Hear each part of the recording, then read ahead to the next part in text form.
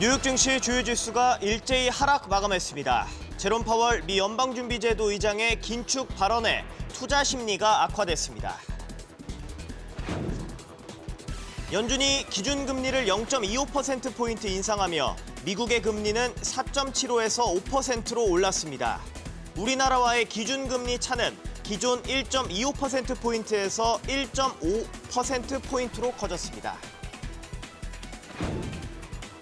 제롬 파월 연준 의장이 올해 금리 인하는 없을 것이라고 밝혔습니다. 파월 의장은 여전히 물가 상승률이 높고 노동시장이 강하다며 긴축 기조를 이어갈 것이라고 강조했습니다. 스위스 최대 투자은행 UBS가 크레디트 스위스 CS 인수 직전 판매된 3조 8천억 원 규모의 채권을 다시 공개 매수하겠다고 밝혔습니다. 투자 불안 심리를 완화하기 위한 조치로 해석됩니다. 오늘은 전국에 비가 오다가 오후에 대부분 그치겠습니다. 인천과 경기 북부는 미세먼지 농도가 매우 나쁨, 서울과 강원, 충청권은 나쁨 수준을 보이겠습니다. 여러분 안녕하십니까? 오늘 모닝벨은 뉴스특보로 시작합니다. 연준이 기준금리를 0.25%포인트 올렸습니다. 연준의 기준금리는 2007년 이후 다시 가장 높은 수준을 기록하게 됐습니다. 정다현 캐스터, 뉴욕 증시가 일제히 하락했죠. 네, 맞습니다. 수요일장의 빅 이벤트 3월 FOMC 회의였는데요. 미국의 기준금리 결정 그리고 제롬 파월 미 연준 의장의 기자회견을 확인한 뒤 시장이 움직였습니다. 주요 지수부터 확인해 보시죠. 일제히 하락 마감을 했습니다. 다우지수가 1.63% 하락했고 나스닥 지수가 1.6%, S&P 500 지수도 1.65% 내렸습니다. 이어서 시총 상위 종목도 보시죠. 애플이 0.91% 내렸고요. 마이크로소프트, 알파벳, 아마존, 버크셔 서웨이 모두 다 하락 마감을 했습니다. 이어서 보시면 엔비디아 그래도 1% 오름세를 보였는데요. 장중 시총 5위 자리를 넘보기도 했지만 6위로 마감을 했죠. 엔비디아가 유독 강세를 보인 건 연례 개발자 컨퍼런스에서 차세대 제품 H100을 선보이며 AI 기술 개발에 사용되는 반도체 기업의 선두주자 입지를 굳히고 있기 때문입니다. 이어서 테슬라가 3.2%, 메타가 1.1% 하락했고요. 비자와 유나이티드 헬스도 모두 하락했습니다. 시총 상위 종목까지 확인해 봤습니다. 예상했던 대로 연준이 기준금리를 0.25%포인트 인상했지만 시장 분위기가 꽤 좋지 않았는데요. 파월 의장의 기자회견 때부터 흔들렸다는 것을 지수를 통해 알 수가 있습니다. 기자회견이 있은 후에 잠깐 올랐다가 하락세를 탔죠. 일단 기준금리 결정부터 보시죠. FOMC 회의 결과 만장일치로 0.25%포인트 인상이 결정됐고요. 이에 따라 기준금리는 4.75에서 5% 수준으로 올라갔습니다. 이날 함께 공개된 점도표도 보시죠. 올해 최종금리 전망치 중간값 5.1%입니다. 또 연준 위원들은 내년 말 기준금리 전망치 중간값으로 4.3%, 2025년 말 전망치 중간값으로 3.1%를 보고 있습니다. 내년에 0.8%포인트 인하, 내후년에는 1.2%포인트 인하를 예상하고 있다는 뜻이죠. 현재 기준금리 상단이 5%니까 전망치대로라면 올해 한 차례 추가 인상을 한 뒤에 내년부터는 점진적으로 기준금리 하락이 예상이 됩니다. 금리 인상이 막바지에 이르렀다는 건 3월 FOMC 성명서를 통해서도 알 수가 있었는데요. 지난 2월 FOMC 성명서와 비교하면 지속적인 금리 인상이 적절하다는 문구가 사라진 대신 그 자리에 추가적인 정책 확인이 필요하다, 이런 문구가 추가됐습니다. 통화 정책이 향후 데이터에 따라 결정될 것이란 문구 여전히 있었지만 지난번 성명서와 비교해보면 성명서 내용이 한층 부드러워졌다는 평가입니다. 자, 여기까지만 보면 시장이 참 환호할 만한 내용인데요. 시장이 실망했던 대목은 올해 금리 인하는 없을 것이라는 파월 의장의 기자회견 내용이었습니다. 은행권 위기가 발생한 이후 시장은 올해 금리 인하 기대감을 다시 키웠는데 파월 의장이 금리 인상 막바지는 시사했어도 인하에는 선을 긋자 투자자들이 실망감을 내비친 것이죠. 여기에 제닛 옐런 미 재무장관이 기름을 부었는데요. 하원에서 증언에 나선 옐런 장관은 모든 은행 예금을 보호하는 포괄적 보험은 고려하지 않는다라고 말했습니다. 전날엔 은행 위기가 악화될 경우 예금에 대해 추가 보증할 준비가 돼 있다고 밝히면서 시장을 띄웠지만 이날은 아니었던 것이죠. 이에 따라 지역 은행주 다시 급락세를 보였고요. 전체적인 투자 심리까지도 식어버린 겁니다. 파월 의장과 옐런 장관의 원투펀치에 시장이 무너진 거죠. 증시 외에 기준금리 발표 이후 생긴 변화들 이어서 체크해 보겠습니다. 금리 인상이 막바지에 이르렀다는 점을 반영해서 달러 인덱스가 103에서 102 수준으로 내려왔습니다. 강달러가 주춤하자 달러를 기반으로 거래되는 국제 유가와 금값 오름세를 보였습니다. WTI가 1.7% 오르면서 배럴당 70달러 선의 거래를 마쳤고요. 금값도 1.5% 오름세를 보였죠. 채권 시장도 보시죠. 향후 기준금리 전망치까지도 반영을 하면서 국채금리는 하락세였습니다. 10년물 금리가 3.443%로 2년물 국채금리가 3.9%대로 내려왔습니다. 비트코인 가격은 연준의 기준금리 발표가 있은 직후 수직 하락하면서 현재 오전 6시 기준 계속해서 3,600만 원 수준의 거래가 되고 있습니다. 다른 지역도 체크해 보겠습니다. FOMC 정례회의 결과를 기다리면서 유럽 증시 소폭 상승 마감했습니다. 그리고 어제 아시아 증시는 뉴욕 증시 훈풍을 타고 일제히 1% 이상, 그리고 상해 종합지수는 0.3%의 상승률을 보였는데요. 유럽과 아시아도 파월 의장의 기준금리 인하 선긋기에 실망을 할지 지켜보셔야겠습니다.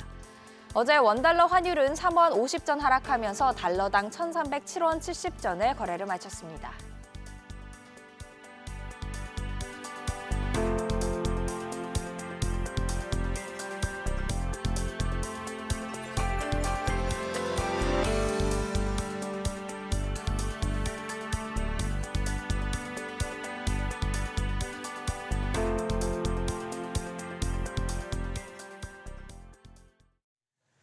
미 연방준비제도가 시장의 예상대로 기준금리를 0.25%포인트 올렸습니다.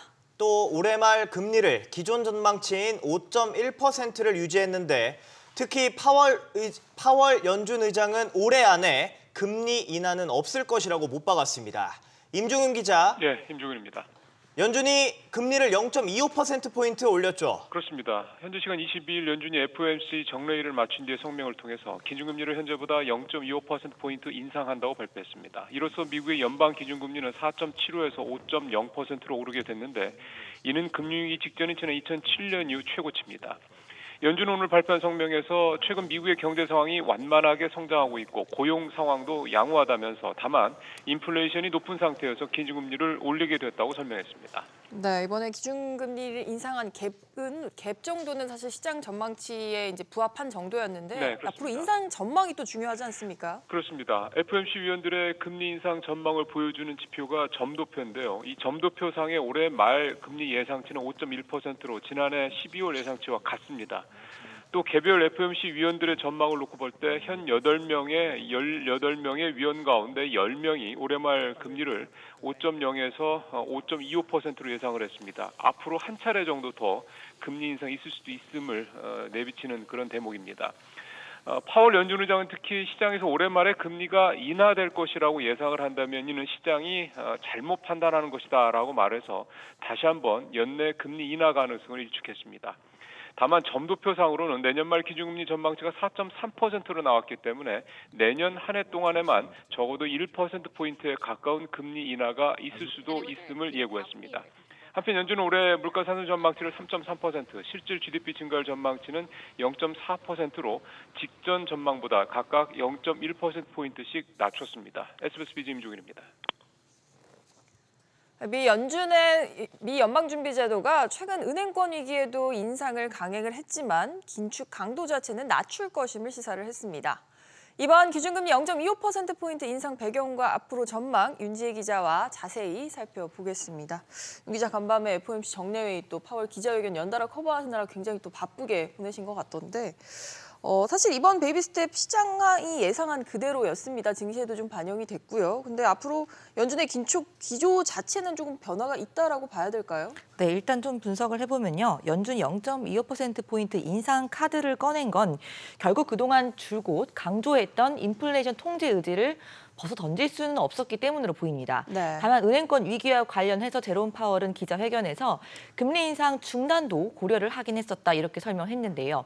그러나 만약에 예상 밖 동결에 나섰다면 위기가 예상보다 심각하다는 신호로 시장이 받아들일 수 있기 때문에 결국에는 베이비 스텝을 결정한 걸로 분석됩니다. 이는 그만큼 미 연준이 은행 위기를 심각하게 보고 있다는 걸 방증한다고도 볼 수 있습니다.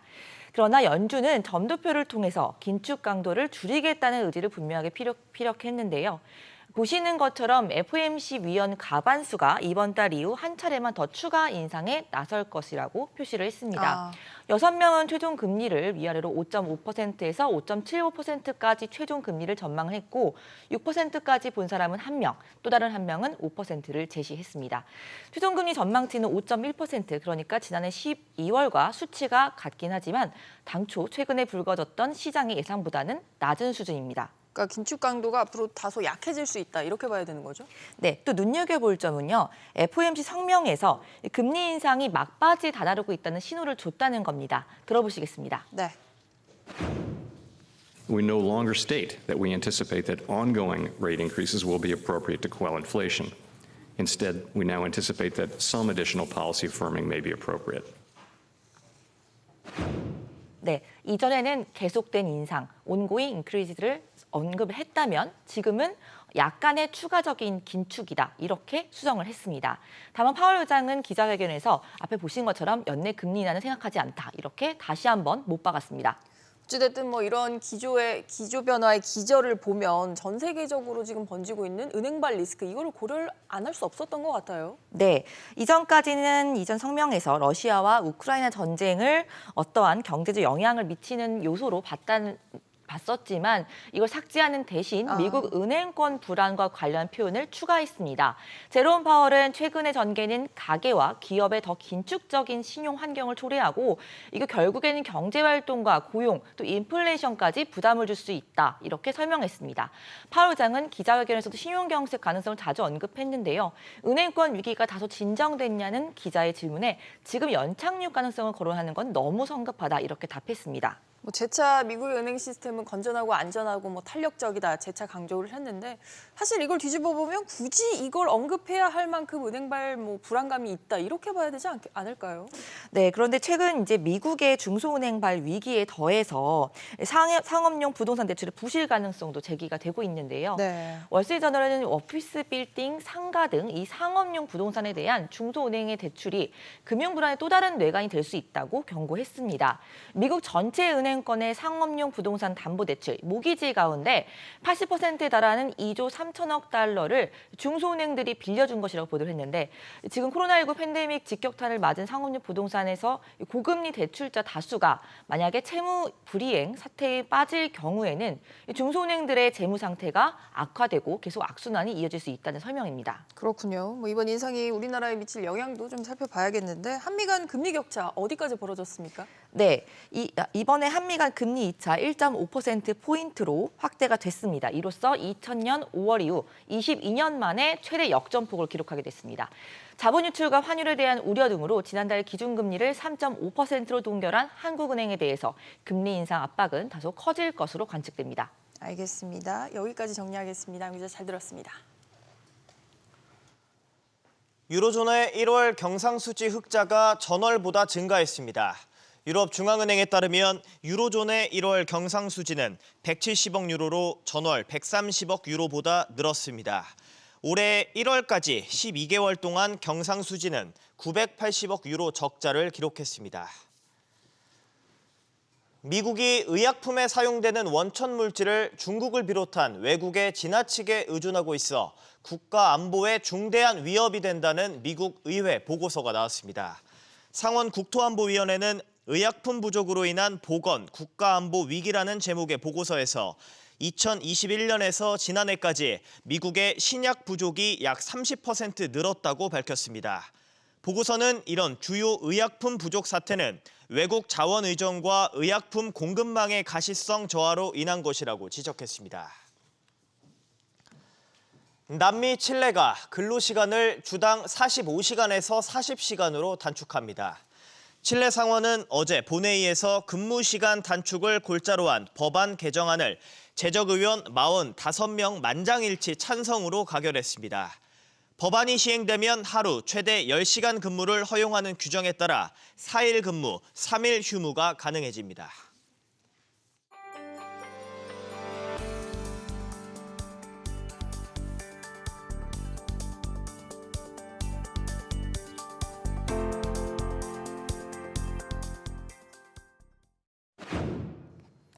계속해서 오늘 뉴욕 증시 분석을 해보고 전략 세워보는 시간 갖겠습니다. NH투자증권 조현주 연구위원 전화로 연결돼 있습니다. 안녕하세요.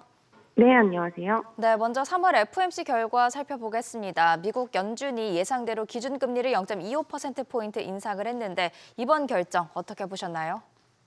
네, 이번에 25bp 금리 인상을 하면서 시장은 크게 반응하지는 않았던 것 같습니다. 초반에는 결국에는 SB 사태가 그렇게 크지 않았던 부분, 그리고 물가 안정을 위해서 금리 인상을 유지한 부분은 오히려 시장 입장에서는 금융 불안을 크게 초래하지 않기 때문에 저희는 동결보다 금리 인상을 예상을 했었고요. 실질적으로 이런 흐름이 나오면서 좀 긍정적으로 반응했다라고 보고 있습니다. 3월 FOMC 성명서에서 지속적인 인상 문구가 삭제되면서 저희는 올해 말 금리 전망 5.1%로 점도표 직전과 동일하기 때문에 최종 금리 상향 가능성을 좀 시사했다라고 보고 있고 은행 위기로 인해서 점도표를 상향할 수 있었던 부분이 다소 완화됐다라고 생각을 하고 있습니다. 다만 기자회견 이후에 주가가 오히려 하락하는 모습을 보였는데요. 아무래도 파월 의장의 발언에서 인플레이션 통제 의지가 굉장히 강하고 인플레이션이 일부 완화됐지만 최근 상승 압력이 계속 높기 때문에 연내 금리 인하는 없다라고 단정을 한 부분이 시장 입장에서는 좀 부정적으로 작용했다라고 보고 있습니다. 전반적인 FOMC 결과는 일단 올해 말 물가 성장률 전망치를 3.3%로 직전보다 상향했기 때문에 계속적인 긴축의 흐름은 좀 유지될 것으로 예상을 하고 있고요. 이로 인해서 경제 성장률 전망치가 0.4%로 0.1%포인트 하향 조정되었기 때문에 결국에 이런 높은 금리 레벨을 올해까지 계속 유지한다라고 본다면은 경기에는 다소 부담이 될 수 있다라고 판단을 하고 있습니다. 실제로 파월 의장의 그 기자회견에서 연착륙을 생각하는 거는 조금 이르다라고 발언을 한 만큼 경기 침체에 대한 우려는 여전히 존재한다라고 보고 있습니다. 다만 올해 FOMC 전망을 보시면 일단 18명의 위원 가운데 동결을 1명 정도가 점도표상에서 예상을 했고요. 0.25%포인트 인상하는 부분이 10명을 예상을 하고 있습니다. 그리고 0.5%포인트는 3명, 0.75는 3명, 1%포인트는 1명이기 때문에 결국에는 추가적으로 25bp 인상 가능성이 좀 더 높다 이렇게 보고 있습니다. 네, 파월 의장이 기자회견까지 주시하면서 뉴욕 증시 주요 지수 장중 롤러코스터를 탄 끝에 결국 하락 마감을 했습니다. 성명서가 나온 직후만 해도 이제 반등을 좀 하는 모습이었는데 하락폭을 결국에는 키우면서 하락 마감을 한 거죠. 이렇게 시장이 좀 불안이 커진 것 같은데 앞으로의 방향성은 어떻게 보십니까? 네, 아무래도 미국 경기 지표나 고용 지표 그리고 물가 지표가 이제 천천히 둔화되면서 이 SVB 사태 이전에는 오히려 미국의 경기가 굉장히 견조하다라면서 노 랜딩 가능성이 굉장히 높아졌습니다. 근데 지금 SVB 사태가 터진 이후에 아무래도 미국 금융권의 상황이 결국에는 가파른 금리 인상으로 인한 부작용들이 나오면서 이런 부분들이 결국 노랜딩에 대한 기대감보다는 오히려 경기 침체에 대한 우려가 커지고 있는 상황이고요. 다수의 외사에서도 경기 침체 확률을 올리고 있는 상황입니다. 그렇기 때문에 결국에 금리 인하가 연내에 없다라는 것은 금융권의 이런 시스템 리스크가 계속해서 부담 요인으로 작용을 할 수 있다는 점이 시장이 크게 하락한 부분이 아닐까라고 생각을 하고 있고요. 결국에는 이 금융권 리스크를 계속해서 주시해야 된다라고 판단을 하고 있습니다. 어제 시장에서도 이제 중소형 지역은행 중심으로 주가가 많이 하락했고요. 최근에 중소형은행 중심으로 예금 잔액이 계속해서 하락하고 있고, 특히 온라인은행과 소형은행 중심으로 예금 금리가 크게 상승을 했습니다. 의미는 결국에는 이 예금을 지역은행들이 지켜내기가 어려운 상황이고, 이 예금을 지켜내기가 어렵다는 점은 대출을 추가적으로 하기 어려워지는 환경에 처한다라는 의미인데, 결국에는 중소형은행의 대출이 가장 많은 부분이 기업에 대한 대출, 그리고 상업용 부동산의 대출에 대한 부분이 높기 때문에 이런 부분들의 대출 기준이 강화되고 해결이 되지 않는다면 결국엔 전체 경기에 대한 여파로 이어질 수 있다라는 점에서 시장의 불안이 좀 커졌다라고 보고 있습니다. 결국에는 이런 부분을 해결할 수 있는 요인은 금리 인하인데요. 이 SVB 사태가 얼마나 여파가 커질지에 따라서 연준의 스탠스가 변할지에 대해서는 좀 지켜봐야 된다라고 보고 있습니다. 네, 잘 들었습니다. 지금까지 NH투자증권 조연주 연구위원이었습니다. 감사합니다.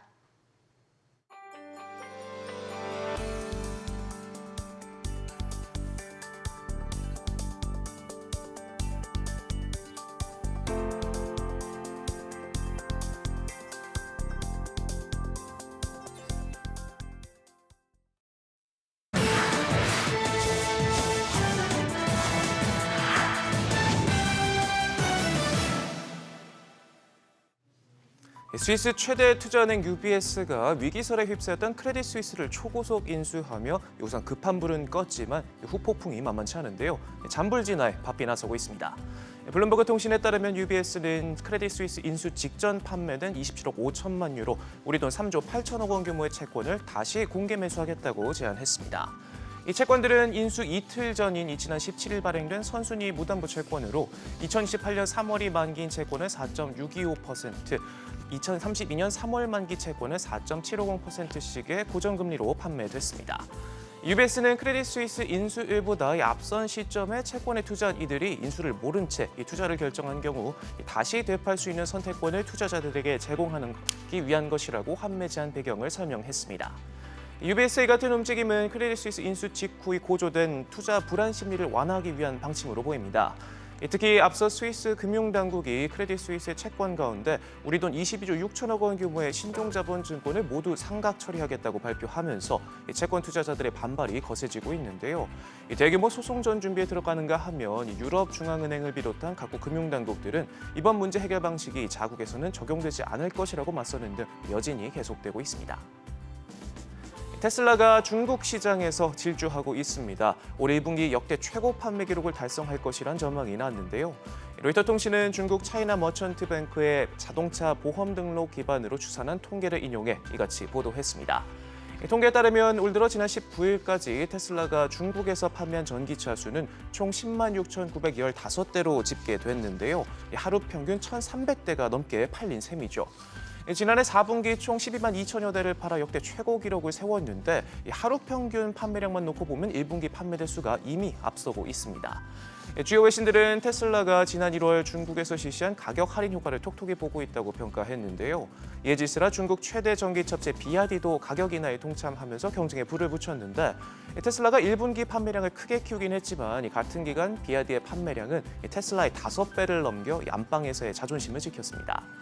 점유율로 보면 테슬라는 중국 전기차 시장 전체의 7.9%를 기록하고 있는데요. 아직 한 자릿수이긴 하지만 지난해와 비교하면 성장세를 유지하고 있습니다. 반면 비아디는 기존 29%에서 41%로 크게 늘어나며 추격을 따돌리고 있는 상황입니다. 한편 신용평가사 무디스는 테슬라의 장기 투자 등급을 BA1에서 BAA3로 한 단계 올렸는데요. 이번 상향 조정으로 테슬라 투자 등급은 정크에서 투자 적격 등급이 됐습니다. 중국 최대 기술기업 텐센트의 연간 매출이 처음으로 감소한 것으로 나타났습니다. 지난해 매출은 전년 대비 1% 줄어든 5,545억 5천만 위안, 우리 돈 105조 3천억 원을 기록했는데요. 레피니트가 전망치를 밑돌았고 순이익 역시 1년 전과 비교해 16% 줄었습니다. 텐센트 매출이 줄어든 원인은 코로나19 여파 등으로 인한 경기 침체와 규제 영향 때문인 것으로 풀이됩니다. 로이터는 중국 당국이 기술업계에 대한 단속으로 이 세계 최대 게임 시장에 대한 사업 전망이 불확실해지면서 이 같은 결과가 나왔다고 설명했는데요. 다만 지난해 말부터 이 중국이 게임 신규 판호를 발급하고 있는 만큼 이 시장에 대한 경기 회복을 낙관하는 시선도 나오고 있고, 또 온라인 광고 사업의 경우 지난해 4분기 회복세를 보이면서 전년 동기 대비 15% 증가해 이 게임과 핀테크 부분 손실을 상쇄했습니다.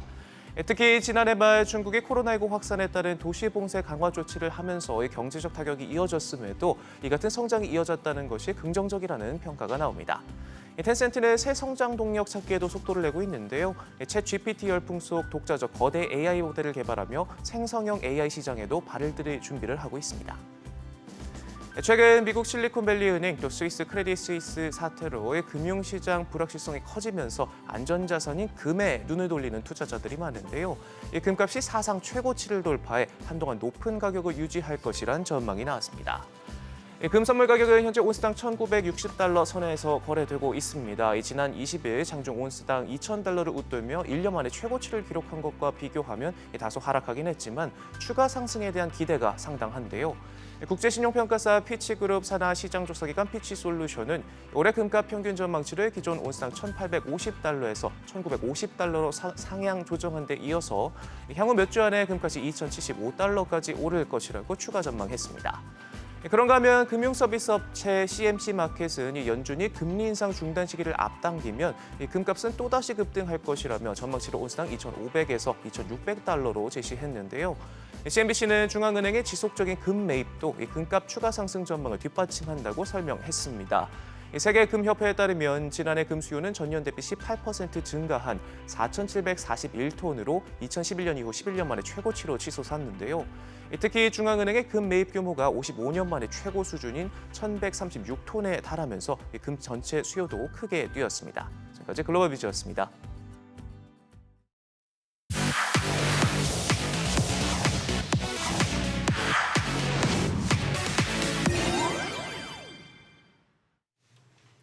미국 연준이 기준금리를 0.25%포인트 인상했다는 소식 앞서 전해드렸는데요. 앞으로 한 차례 더 올린 뒤 금리 인상을 끝낼 것이라고 예고하기도 했죠. 제롬 파월 의장은 기자회견에서 인플레이션이 여전히 너무 높고 고용시장도 매우 타이트하다고 지적했는데요.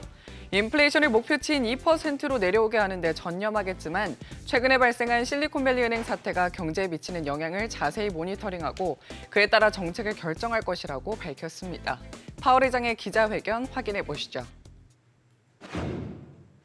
Our banking system is sound and resilient with strong capital and liquidity. We will continue to closely monitor conditions in the banking system and are prepared to use all of our tools as needed to keep it safe and sound. In addition, we are committed to learning the lessons from this episode and to work to prevent events like this from happening again. Turning to the broader economy and monetary policy, inflation remains too high and the labor market continues to be very tight. My colleagues and I understand the hardship that high inflation is causing, and we remain strongly committed to bringing inflation back down to our 2% goal. Price stability is the responsibility of the Federal Reserve. Without price stability, the economy does not work for anyone. In particular, without price stability, we will not achieve a sustained period of strong labor market conditions that benefit all. Since our previous FOMC meeting, economic indicators have generally come in stronger than expected, demonstrating greater momentum in economic activity and inflation. We believe, however, that events in the banking system over the past 2 weeks are likely to result in tighter credit conditions for households and businesses, which would in turn affect economic outcomes. It is too soon to determine the extent of these effects, and therefore too soon to tell how monetary policy should respond. As a result, we no longer state that we anticipate that ongoing rate increases will be appropriate to quell inflation. Instead, we now anticipate that some additional policy firming may be appropriate. We will closely monitor incoming data and carefully assess the actual and expected effects of tighter credit conditions on economic activity, the labor market, and inflation. And our policy decisions will reflect that assessment. 한편 미국 자산운용사 누버거 버만의 이사는 인플레이션이 더 오래 지속될 것이라고 경고했는데요. 시장은 아직 이를 완전히 반영하지 않았다고 지적했습니다. 또 경기 침체 위험이 높은데 이 또한 시장이 반영하지 않고 있다고 말했습니다. The markets are partying like it's 2009, like we're going back to the kind of post-GFC playbook of easy money, low negative real interest rates, low inflation. And we think that the next 5 to 10 years is going to look quite different than the 5 to 10 years after 2009. We're likely to get stickier inflation, and the market isn't fully accounting for that yet. But they're going to stick with the notion that they're going to go back to positive real yields. We're not going into a negative real yield environment, and that is going to be challenging for the economy. So we do think the economy is going to slow. Recession risks are high, and we don't think that's priced into equity markets yet.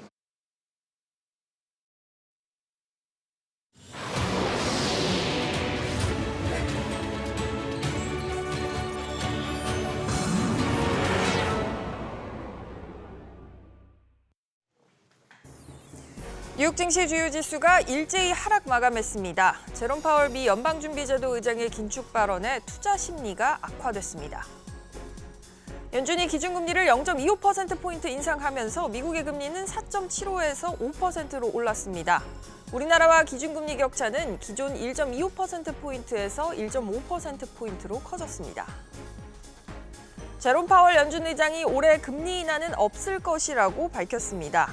파월 의장은 여전히 물가 상승률이 높고 노동시장이 강하다면서 긴축 기조를 이어갈 것이라고 강조했습니다. 스위스의 최대 투자은행인 UBS가 크레딧 스위스 CS 인수 직전 판매된 3조 8천억 원 규모의 채권을 다시 공개 매수하겠다고 밝혔습니다. 투자 불안 심리를 완화하기 위한 조치로 보입니다. 오늘은 전국에 비가 오다가 오후에 대부분 그치겠습니다. 인천과 경기 북부는 미세먼지 농도가 매우 나쁨, 서울과 강원, 충청권은 나쁨 수준을 보이겠습니다.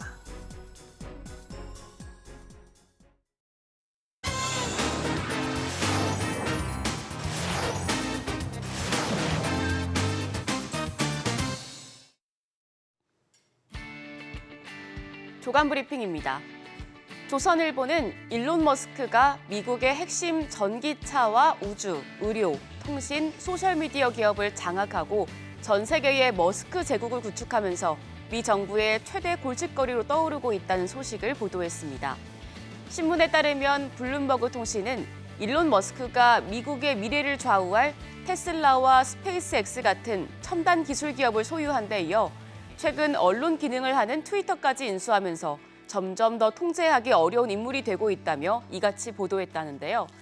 머스크가 추진하는 위성통신 사업 스타링크는 군사 목적으로 활용이 가능하고 테슬라는 미국의 미래를 이끌 주요 사업이지만 중국의 비중이 과도한 데다 트위터의 경우 머스크가 인수한 뒤 가짜 뉴스와 정보를 삭제 조정해오던 기능을 중단시켜 우려가 커지고 있다고 신문은 설명했습니다.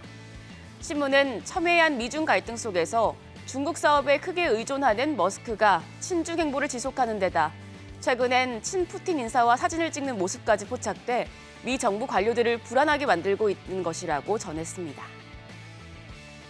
한국경제신문은 지난 반년 사이에 전 세계 800개 기업이 직원 47만 3천 명을 해고한 것으로 집계됐다고 보도했습니다.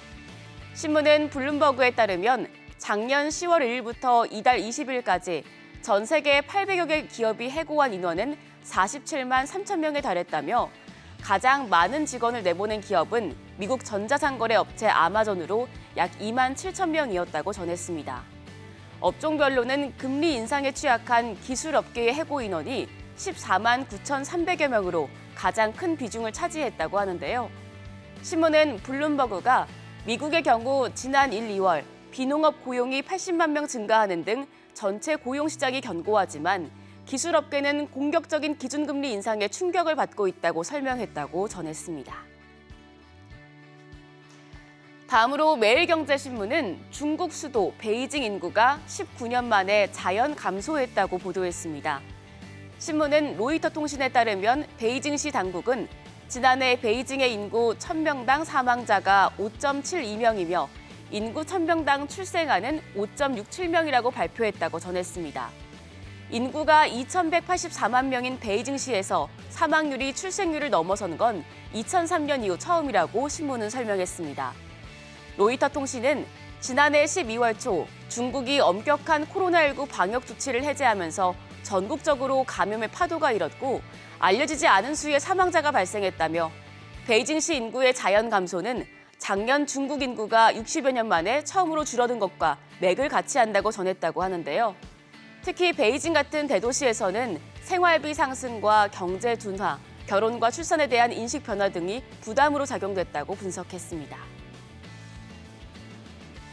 한국경제신문은 세계 최대 전기차 업체로 올라선 비아디가 공장 조업을 중단했다고 보도했습니다.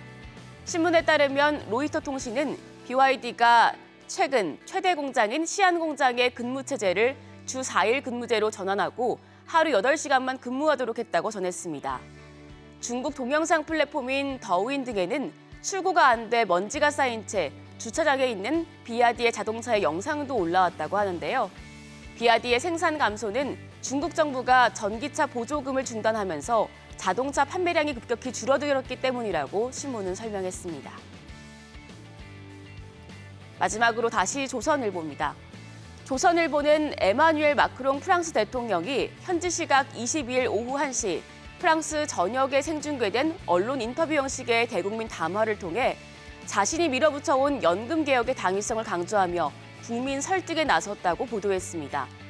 신문은 마크롱 정부가 현재 연금 100%를 받을 수 있는 법정 은퇴 연령, 즉 정령을 64세로 2년 늦추는 연금 개혁 법안을 추진하며 국민 반발에 부딪혔지만 헌법의 특별 조항을 발동하는 초강수를 둔 끝에 법 공포를 앞두고 있다고 전했는데요.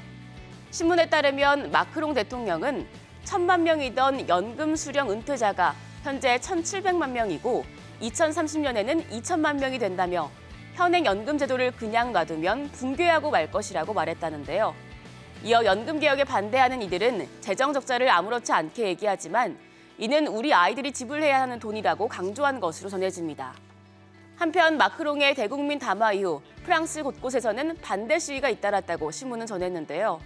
일부 시위대는 헌법 49조 3항을 의미하는 숫자 49와 3을 만들어 불을 붙이며 마크롱 하야를 외친 것으로 알려집니다. 지금까지 조간 브리핑이었습니다.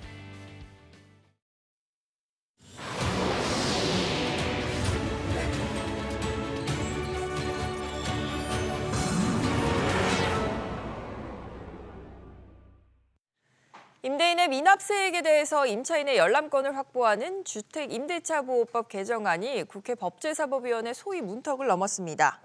개정안은 임대차 계약을 할 때 임대인이 확정일자 부여일과 보증금 정보, 또 납세증명서 등을 임차인에게 제시하도록 했습니다. 이 법안은 27일 법사위 전체 회의를 거쳐서 국회 본회의에서 처리될 전망입니다. 삼성증권이 정부가 추진하고 있는 국적해운사 HMM 매각 주관사로 선정이 됐습니다. 산업은행과 해양진흥공사는 이 같은 내용을 회사에 통보했습니다. 매각 회계자문은 3일 회계법인, 법무자문은 법무법인 광장이 각각 맡을 예정입니다. 오늘은 전국에 비가 오다가 오후에 대부분 그치겠습니다. 강수량은 제주와 경상권은 10에서 50mm, 수도권과 강원도는 5mm 안팎으로 예상됩니다. 아침 최저 기온은 9에서 15도, 낮 최고 기온은 13도에서 23도로 예보됐습니다. 인천과 경기 북부는 미세먼지 농도가 매우 나쁨, 서울과 강원, 충청권은 나쁨 수준을 보이겠습니다.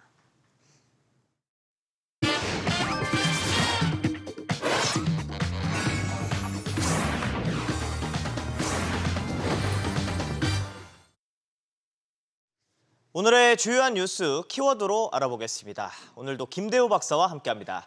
박사님, 안녕하세요. 네, 반갑습니다. 반갑습니다. 첫 번째 키워드부터 확인하시죠.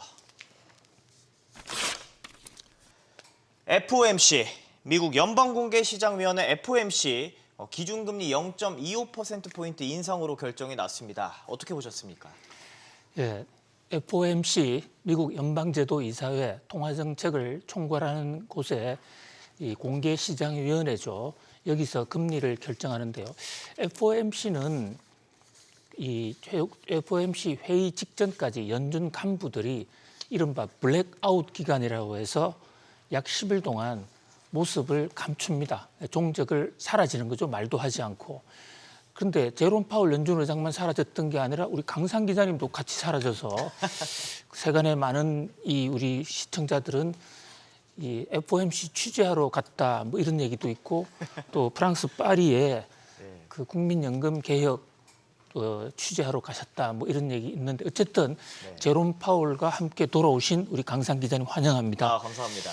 예, 이 제롬 파월 연준 의장이 돌아와서 FOMC 정책 성명서를 냈습니다.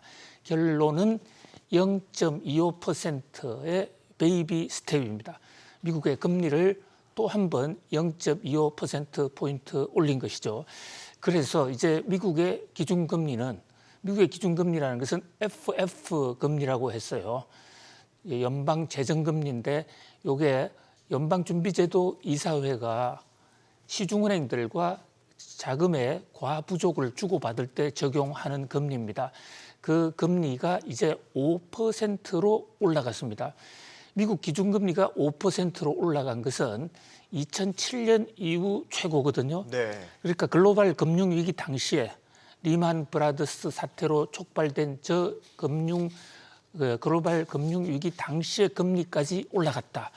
일각에서는 지금의 이 미국 경제나 세계 경제의 인플레가 2007년 당시의 위기보다는 조금 못하다고 그렇게 보고 있지만 어쨌든 금리 인상 폭만 놓고 보면 연방준비제도 이사회의 FOMC의 처방은 일단 2007년도 수준까지 올라왔다.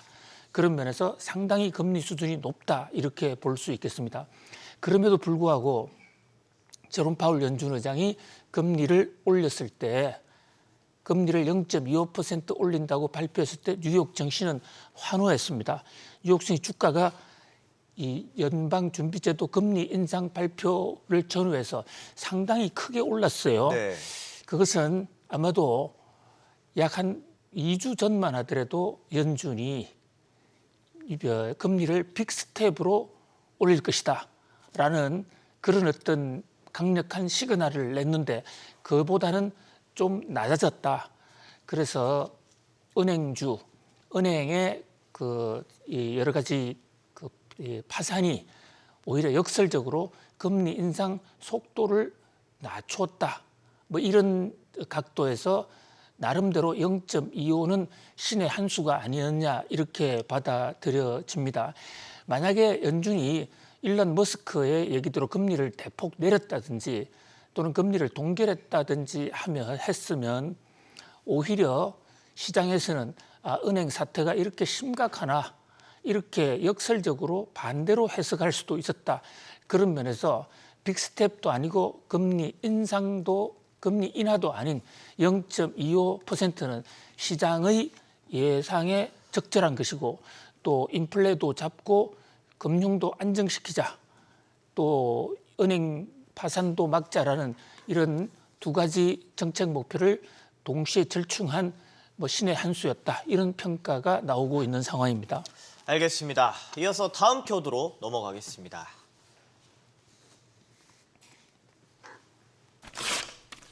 네, 다음 키워드는 점도표 최종 금리. 점도표도 공개가 됐는데 점도표를 보면 올해 금리 인상이 한 번 더 있을 것으로 보이죠. 예, 사실 FOMC의 베이비 스텝 금리 인상 폭보다도 더 관심을 끈 것은 3달 만에 한 번씩 발표되는 미국 연준의 점도표였습니다. 네. 점도표는 매 분기 말 3월, 6월, 9월, 12월 이래 1년에 4번 나오는데요. 이번 점도표를 보니까 현재 가장 높이 올라갔을 때 이 최종금리라고 흔히 얘기하죠. 이 최종금리가 평균 5.1로 나타났습니다. 지금 18명의 각종 의견을 좀 뜯어보면요. 금리 동결에 베팅을 전망을 한 분도 한 분 있었어요. 이제 5%에서 더 이상 안 올라갈 것이다. 이번 3월 달 금리 인상이 마지막이었다라고 본 분 한 분. 네. 그다음에 한 번 정도 더 올릴 거야. 빅스텝. 이게 10분입니다. 그리고 두 번 베이비 스텝을 하거나 한 번 정도 빅 스텝을 할 수 있다. 그러니까 올 한 해 중에 0.50%포인트를 더 올릴 수 있다. 3명, 0.75% 3명, 또 그 밖에 1%까지 올라갈 수 있다. 1명이었는데요. 다양하네요. 예, 그런데 평균은 5.1%였습니다. 네. 이 평균은 지난 12월 달치와 아주 공교롭게도 똑같아요. 자, 그렇다는 얘기는 그동안에 올 들어서자마자 1, 2월 인플레 지표, 고용 지표 좋게 나오면서 금리, 최종 금리가 예상보다도 훨씬 더 올라갈 것이다라는 뉴욕 증시 전망이 압도적이었습니다. 그런데 비한다면 은행의 파산 때문인지 뭐 여러 가지 요인이 있겠습니다만은 어쨌든 연준위원들의 전체적인 점도표상 금리 인상 전망은 지난해 12월과 조금도 달라진 것이 없다. 이것은 1월 달보다는 상당히 낮아진 것이에요. 그러니까 점도표가 나올 때까지만 해도 미국 뉴욕 증시는 사실상 상승세를 보였고 일각에서는요, 한 번 정도 금리를 올릴 수도 있다. 왜냐하면 5.1%니까요, 평균이. 현재 지금 연준이 FOMC가 밤새 금리를 올려서 5.0이 됐단 말입니다. 네. 그러면 이게 5.1%란 무슨 얘기냐? 0.25%를 올릴 확률이 약 45% 정도라는 얘기입니다. 그렇겠네요. 그러니까 0.5%를 올린다라는 것이 단정적이지도 않고 그 확률이 절반 정도 된다 이런 거거든요. 그러니까 3월 달에 이번 금리 인상이 최종적일 수도 있고 아니면 올려봤자 한 번 정도 0.25 쪽에 무게 중심을 둔 뭐 이런 각도에서 본다면 이제 금리 인상이 거의 한계에 다다른 것이 아닌가라는 어떤 분위기가 확산이 됐습니다. 실제로 미국 언론들, 메이저 언론들의 헤드라인 그 제목들을 보면요. 금리 인상이 거의 임계점에 달했음을 선언했다. 그것이 3월 달에 점도표가 보여주는 시그널이다. 이런 얘기가 많거든요. 어쨌든 이 가파른 미국의 금리 인상도 아직 완전히 끝난 것은 아니지만 거의 다 와간다라고 점도표는 얘기해주고 있습니다. 알겠습니다. 이어서 다음 뉴스 키워드 보겠습니다. 파월의 입. 오늘 방송 전에 제가 박사님을 봤는데 박사님께서 아주 집중하시는 눈빛으로 파월을 분석하고 계시더라고요. 어떻게 보셨습니까? 맞습니다. 밤새 파월 얘기를 계속 동영상으로 보고 또 보고 그렇게 했습니다. 파월 얘기는 순간 한 마디의 단어 뉘앙스도 놓치면은 그 은밀한 뜻을 바로 잡기가 어렵기 때문에 매우 집중을 해도 그 속내를 참 알기가 어렵습니다. 그리고 수시로 좀 변하는 그런 좀 오락가락 그런 전전바쳐가는 그런 행보를 해왔기 때문에 매우 신중하게 분석을 해봤는데요. 오늘 제롬 파월 연준 의장의 발언 종합적으로 얘기 보면 상당히 매파적이었다 이렇게 볼 수가 있습니다. 예상 밖의 매파적이었습니다. 가장 매파적인 발언, 가장 주목되는 발언은 파월의 입 중에서 시장의 오판이라는 어떤 대목이에요. 시장, 여기서 말하는 시장은 뉴욕 증시나 뭐 코스닥, 코스피도 마찬가지입니다만은 시장이 잘못 판단하고 있다고 아주 꼭 집어서 얘기한 겁니다. 어떻게 보면 경고를 날렸다고도 볼 수가 있어요. 그럼 무엇에 대한 시장의 판단이냐? 자, 뉴욕 증시나 또는 전 세계 증권 시장이 연준이 이제 금리 인상을 끝내는 거, 그것은 뭐 올해 중에 끝낸다라는 것은 대부분 컨센서스가 형성이 되어 있습니다. 그런데 파월이 오판이라고 하는 대목은 끝낸다는 정도가 아니라 한 걸음 더 나아가서 너희도 올 하반기에는 연준이 금리를 인하할 거야 라고 생각하고 있다는 거죠. 그런데 그것은 오판이다. 자기의 머릿속에는 현재 금리 인하라는 단어가 아예 없다. 파월이 다시 한번 분명히 했습니다. 이 대목은 지금 경기 침체 조짐도 있고 은행이 파산하고 여러 가지 금융 사정이 급박하게 돌아가고 있기 때문에 금리를 인하해야 된다 또는 금리를 동결해야 된다는 이런 주장이 나오고 있는 것에 아주 쐐기를 박는 그런 어떤 대목이죠. 그러니까 뉴욕 증시의 시장 오판에 대해서 경고를 했다라고 볼 수가 있습니다. 그러면서 동시에 지금 인플레 상황이 엄중하다. 물가 쉽게 잘 안 잡히고 있다. 이런 얘기도 했습니다. 네. 자, 그다음에 이 지난 12월 달 마지막 하더라도 그 지표를 가지고 제롬 파월 연준 의장은 올 초에 디스인플레이션이라는 표현까지 썼습니다. 그런데 디스인플레라는 게 인플레 상승률이 감소하고 있다. 물가가 잡힐 수 있다. 이런 표현이지 않습니까? 맞습니다. 사실 그 기대 때문에 뉴욕 증시가 착각을 하게, 오판을 하게 만들었습니다. 그러니까 본인은 지금 뉴욕 증시의 시장의 오판이라고 그러지만 사실상 최초의 오판은 제롬 파월이 했고 네. 제롬 파월의 오판 때문에 시장이 그 오판에 부한해동한 것인데 이제는 책임을 좀 시장에 돌리는 그런 어떤 좀 볼성사나운 모습이기는 합니다만은 이 디스인플레이션이라는 발은 완전히 수습을 하고요.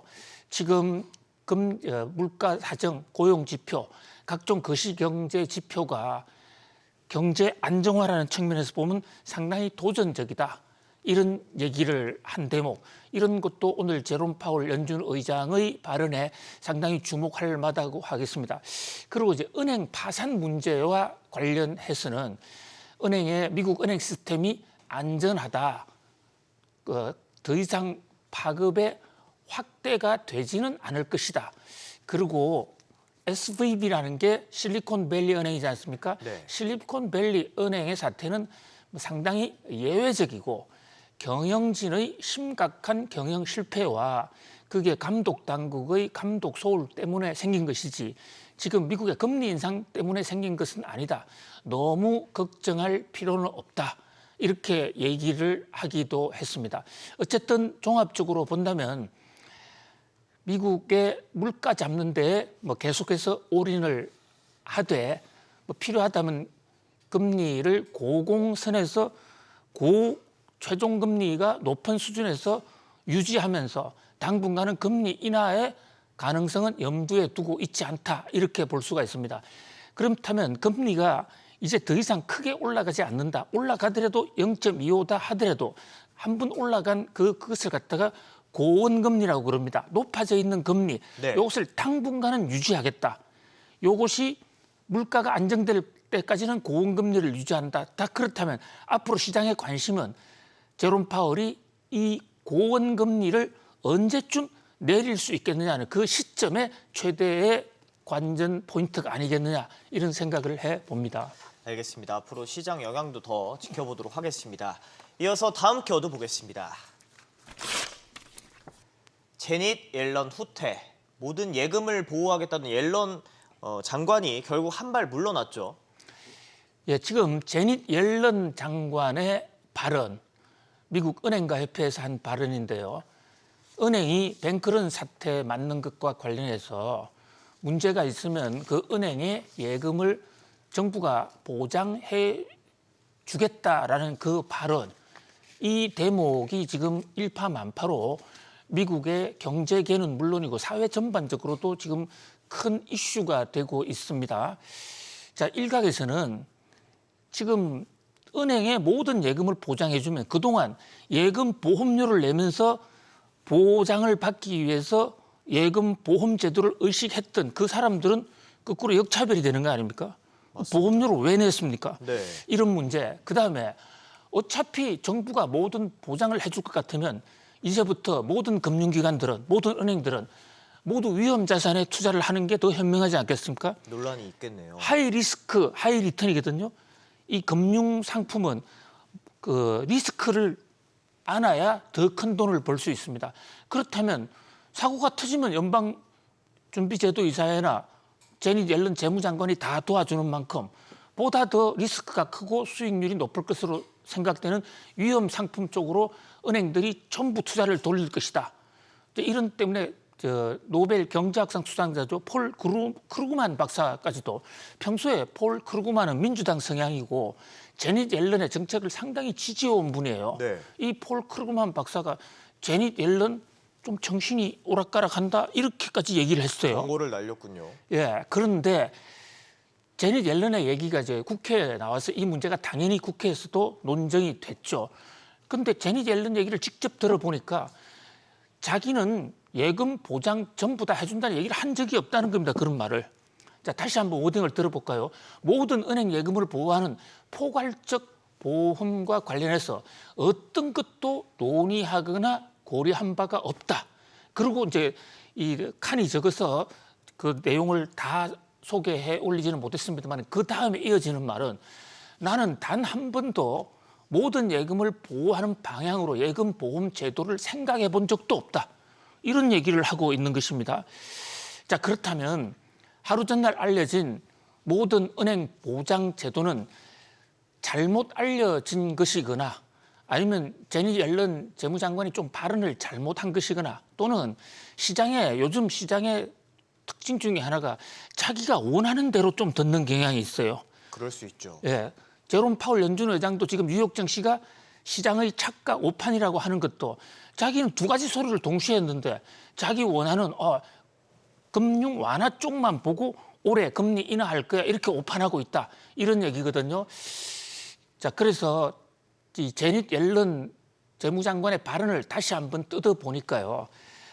중소금융기관에 대해서 문제가 생겼을 때는 그것을 케이스 바이크로 뜯어보고 거기서 예금 보장해 줄 수도 있다.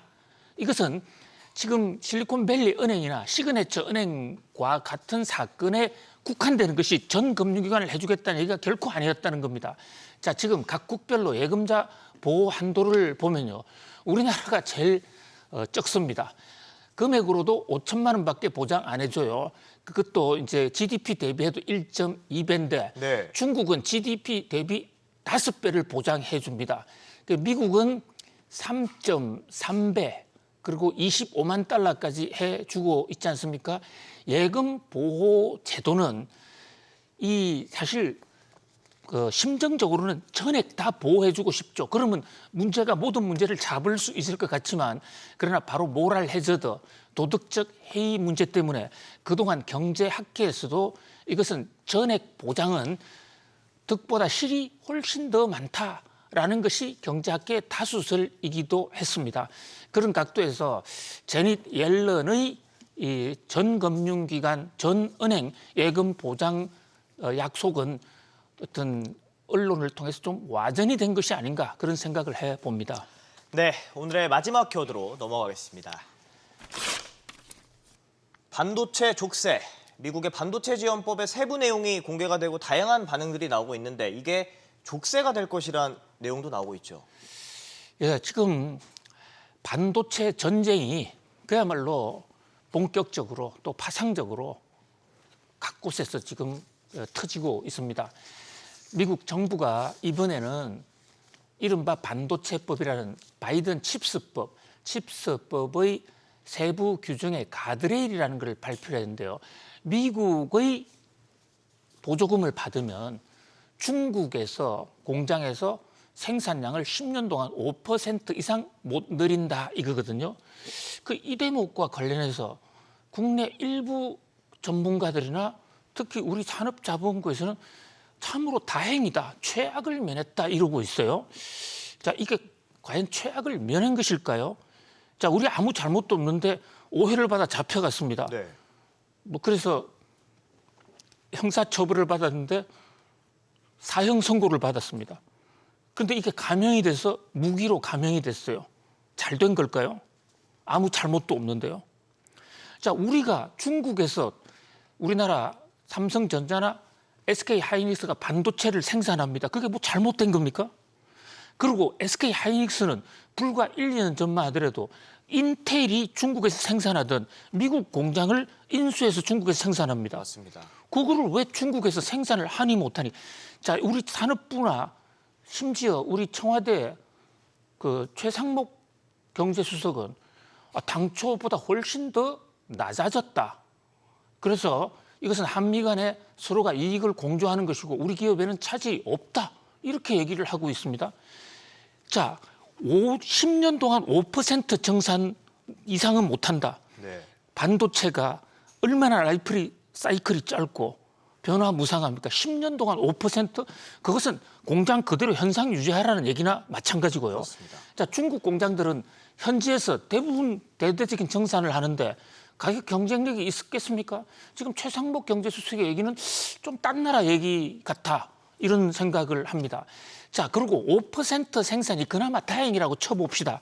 지금 미국이 이 중국 반도체, 중국에 생산하는 반도체 공장에 대한 그 제재 조치는요. 네. 보조금 주니까 5% 이상 정산하지 못한다 규정만 있는 게 아닙니다. 중국에서 생산하는 외국계 회사라더라도 거기다가 반도체 장비를 주지 않는다. 이게 지금 진행 중이에요. 작년 10월 달에 진행된 거 아닙니까? 거기에서 이제 한국계 회사들에 대해서는 올 10월 달까지 일단 유예가 됐는데 네. 올 10월 지나면 정산이나 기술 개혁을 하고 싶어도 반도체 장비를 구하기가 어렵게 됩니다. 결국 이렇게 된다 그러면 중국에 진출해 있는 우리 삼성전자나 SK 하이닉스 반도체로서는 결단을 내려야 될 순간이 오고 있다. 자, 이게 미국과의 손을 잡느냐, 중국에 계속 사업을 하느냐, 그야말로 한국 반도체 회사로서는 뭐 최악의 어떤 큰 난관에 봉착했다 이렇게 볼 수 있습니다. 자, 이 대목과 관련해서 우리 통상당국에서 보다 적극적인 좀 우리 동맹국 아닙니까? 중국에서 나온요. 중국의 성명을 국무부 성명을 중국의 그 외교부 성명을 보면 미국은 반도체 중국 때려잡는다고 동맹국인 한국을 때려잡았다는 얘기까지 지금 나오고 있습니다. 맞습니다. 이 대목에 대해서 우리 외교 당국 좀 더 적극적으로 통상 외교할 필요 있겠습니다. 네, 냉정한 판단 기대해 보겠습니다. 지금까지 오늘의 키워드 FOMC, 점도표 최종 금리, 파월의 이입, 제닛 옐런 후퇴, 반도체 족쇄 박사님과 짚어봤습니다. 고맙습니다. 감사합니다.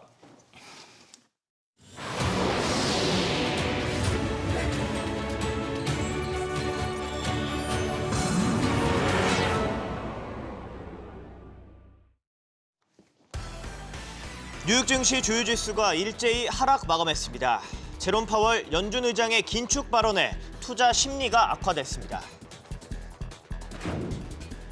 연준이 기준금리를 0.25%포인트 인상하며 미국의 금리는 4.75에서 5%까지 올랐습니다. 우리나라와의 기준금리 차는 기존 1.25%포인트에서 1.5%포인트로 커졌습니다. 파월 연준 의장이 올해 금리 인하는 없을 것이라고 밝혔습니다. 파월 의장은 여전히 물가 상승률이 높고 노동시장이 강하다며 긴축 기조를 이어갈 것이라고 강조했습니다. 스위스 최대 투자은행 UBS가 크레디트 스위스 CS 인수 직전 판매된 3조 8천억 원 규모의 채권을 다시 공개 매수하겠다고 밝혔습니다. 투자 불안 심리를 완화하기 위한 조치로 해석됩니다. 오늘은 전국에 비가 오다가 오후에 대부분 그치겠습니다. 인천과 경기 북부는 미세먼지 농도가 매우 나쁨, 서울과 강원, 충청권은 나쁨 수준을 보이겠습니다.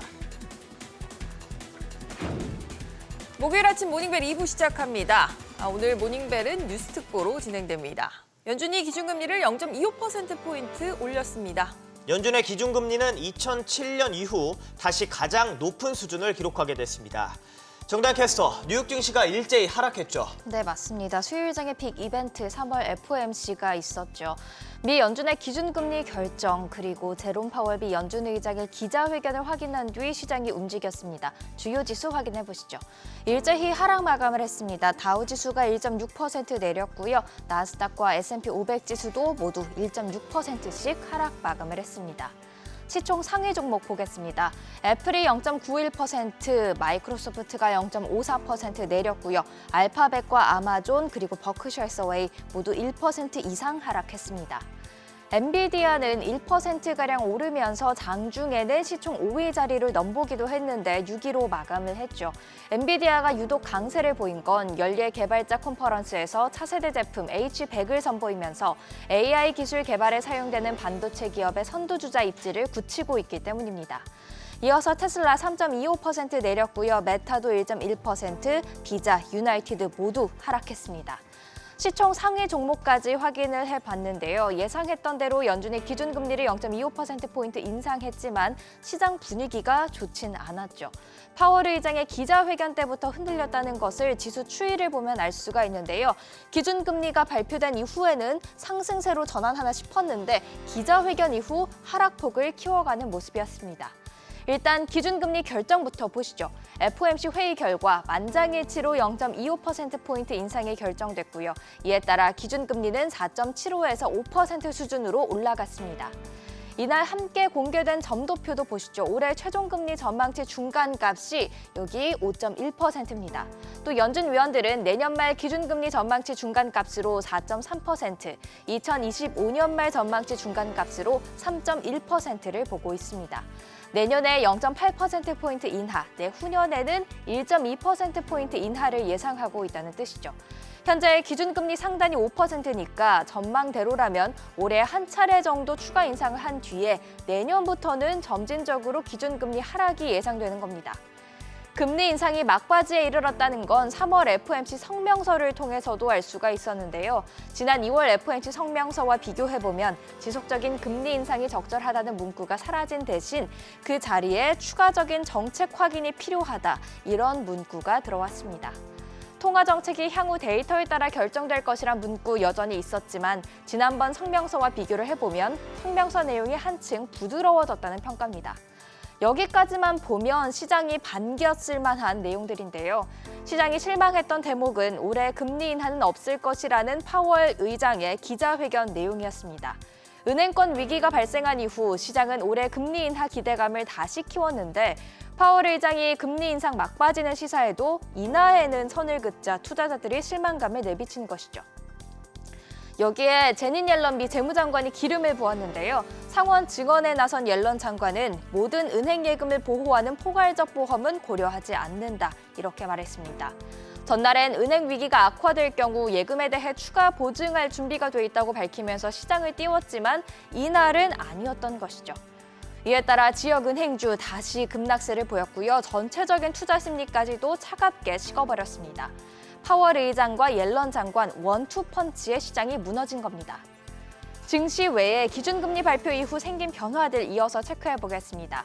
금리 인상이 막바지에 이르렀다는 점을 반영해서 달러 인덱스가 103 수준에서 102로 내려왔습니다. 강달러가 이렇게 주춤하자 달러를 기반으로 거래되는 국제 유가와 금값 오름세를 보였습니다. WTI 5월물이 1.7% 오르면서 배럴당 70달러 90센트에 마감을 했고요.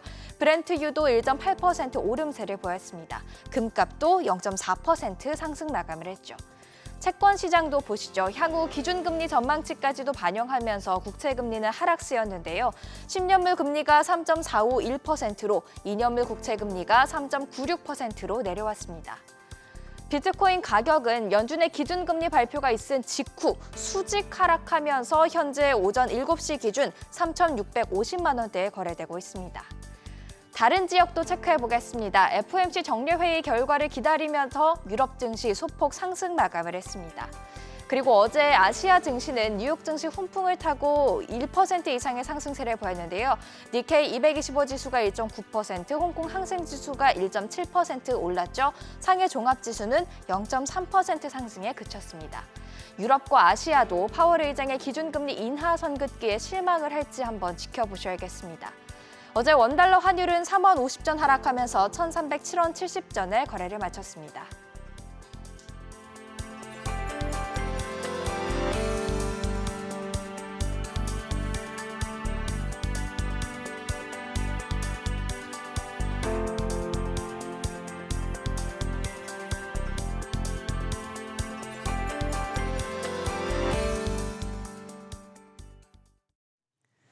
미 연준이 시장의 예상대로 기준금리를 0.25%포인트 올렸습니다. 또 올해 말 금리를 기존 전망치인 5.1%를 유지했는데 특히 파월 의장은 올해 안에 금리 인하는 없을 것이라고 못 박았습니다. 임종윤 기자. 예, 임종윤입니다.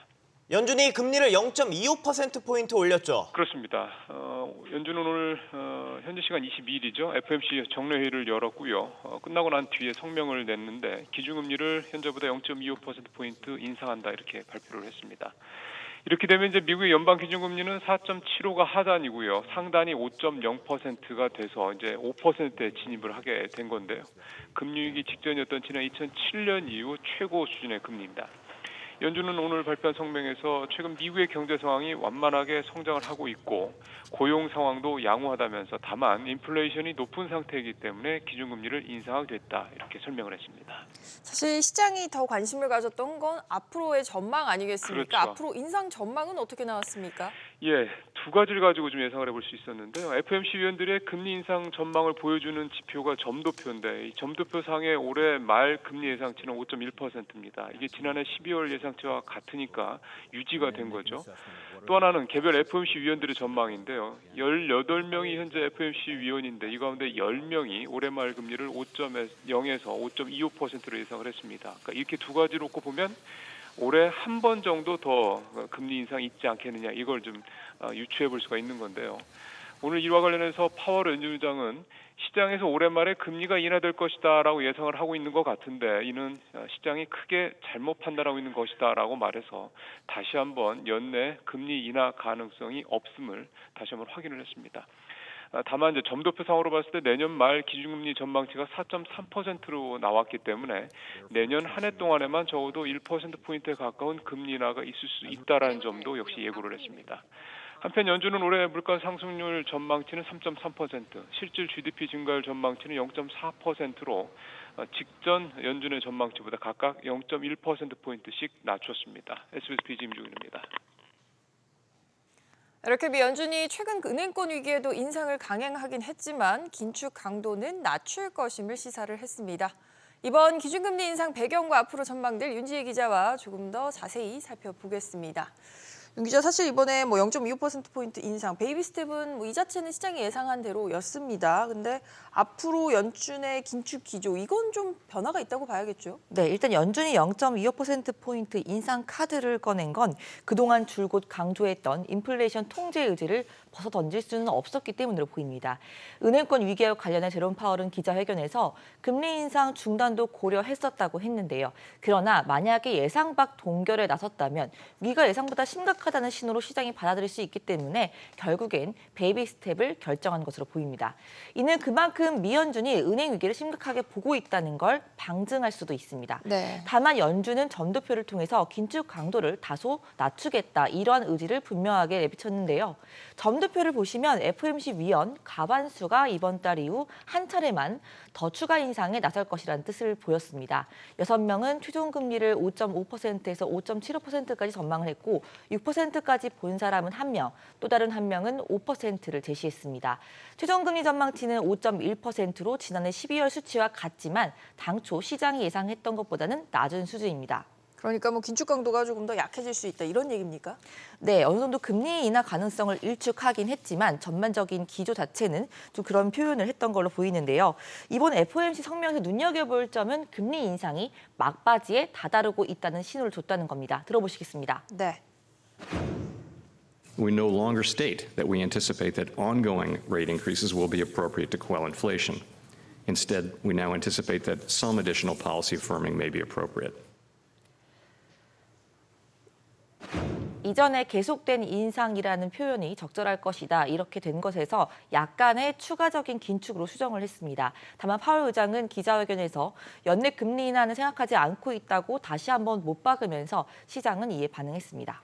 어찌됐든 이런 기조 변화를 보면 전 세계적으로 번지는 은행권 리스크, 이걸 좀 의식하지는 않을 수 없었던 것 같습니다. 네, 그렇습니다. 이번 성명에서 러시아와 우크라이나 전쟁에 대한 경제적 영향을 삭제하는 대신 미국 은행권 불황과 관련한 표현을 새롭게 추가했습니다. 제롬 파월은 최근의 전개는 가계와 기업의 더 긴축적인 신용 환경을 초래하고 경제활동과 고용 그리고 인플레이션에 부담을 줄 가능성이 있다고 설명했는데요. 파월 의장은 기자회견에서도 신용 경색 가능성을 자주 언급을 했습니다. 은행권 위기가 다소 진정됐냐라는 기자의 질문에는 지금 연착륙 가능성을 거론하는 건 너무 성급하다 이렇게 답변했습니다. 물론 미국의 은행 시스템이 여전히 건전하고 탄력적이고 안전하다 이렇게 재차 강조를 했습니다만 뒤집어서 보면 이걸 굳이 언급을 해야 할 정도로 불안이 계속되고 있다, 이렇게도 볼 수 있지 않을까요? 네, 그렇습니다. 최근 특히 미국 중소은행발 위기에 더해서요. 이 그 상업용 부동산 대출의 부실 가능성도 제기가 되고 있습니다. 네. 오피스 빌딩 그리고 상가 등 상업용 부동산에 대한 중소은행들의 대출이 금융 불안의 또 다른 뇌관이 될 수 있다고 경고가 나오고 있는데요. 미국 전체 은행권의 상업용 부동산 담보대출 모기지 가운데 80%에 달하는 2조 3천억 달러, 이거를 중소은행들이 빌려준 거라고 보도했습니다.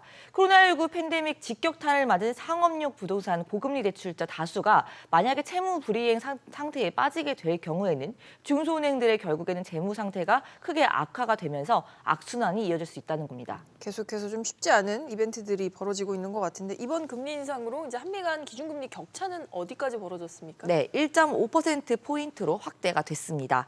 이로써 2000년 5월 이후 22년 만에 최대 역전폭을 기록하게 된 건데요. 자본 유출과 환율에 대한 우려 때문에 지난달 기준금리를 3.5%로 동결한 한국은행에 대한 금리 인상 압박 더 커질 전망입니다. 네, 미국 FOMC 소식은 여기까지 정리를 하겠습니다. 윤 기자 잘 들었습니다. 은행발 위기론의 또 다른 진원지 유럽 소식으로 넘어가겠습니다. 스위스 최대 투자은행 UBS가 크레디트 스위스 인수 직전 판매된 약 4조 원 규모의 채권을 다시 공개 매수하겠다고 밝혔습니다. 투자 불안 심리를 완화하기 위한 것으로 보이는데요. 자세한 내용 취재기자 연결해 들어보겠습니다. 정윤영 기자. 네, 정윤영입니다. UBS가 채권을 다시 되사겠다고 제안했죠. 네, 블룸버그 통신 등에 따르면 UBS는 2028년 3월과 2032년 3월을 만기로 하는 선순위 무담보 채권을 다시 공개 매수하겠다고 밝혔습니다. 채권 규모를 다 합치면 27억 5천만 유로, 약 3조 8,700억 원입니다. 이탈은 오늘부터 시작됐고요. 조기 만료 기한은 오는 28일, 최종 만료 기한은 4월 4일입니다. 이 채권은 UBS가 크레디트 스위스를 인수하기 이틀 전인 지난 17일에 발행된 건데요. 2028년 3월 만기인 채권은 고정금리 4.625%, 2032년 3월 만기인 채권은 4.75%로 판매됐습니다. UBS가 환매를 제안한 배경이 뭡니까? 네, 크레디트 스위스를 인수하기 전에 채권을 산 투자자들이 인수를 모른 채 투자를 결정했을 수 있기 때문에 다시 되팔 수 있는 선택권을 제공한 겁니다.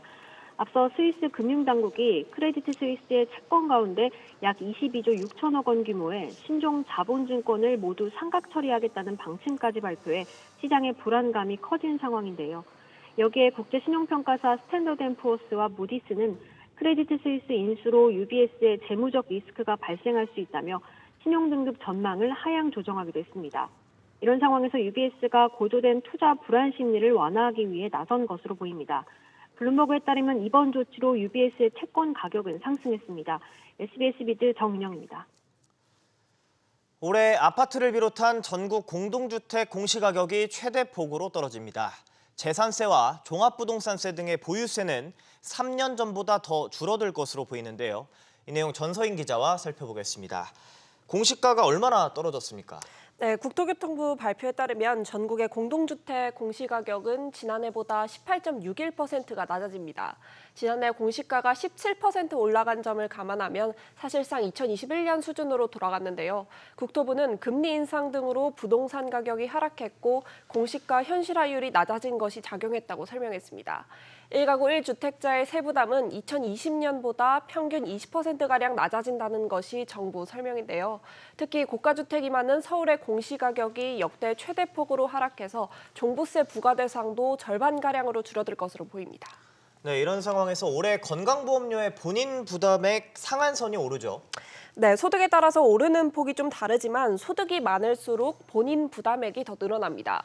소득 상위 10%인 경우에는 기본 상한액이 598만 원에서 780만 원으로 오르고 요양병원에 장기 입원하면 1,014만 원까지 오릅니다.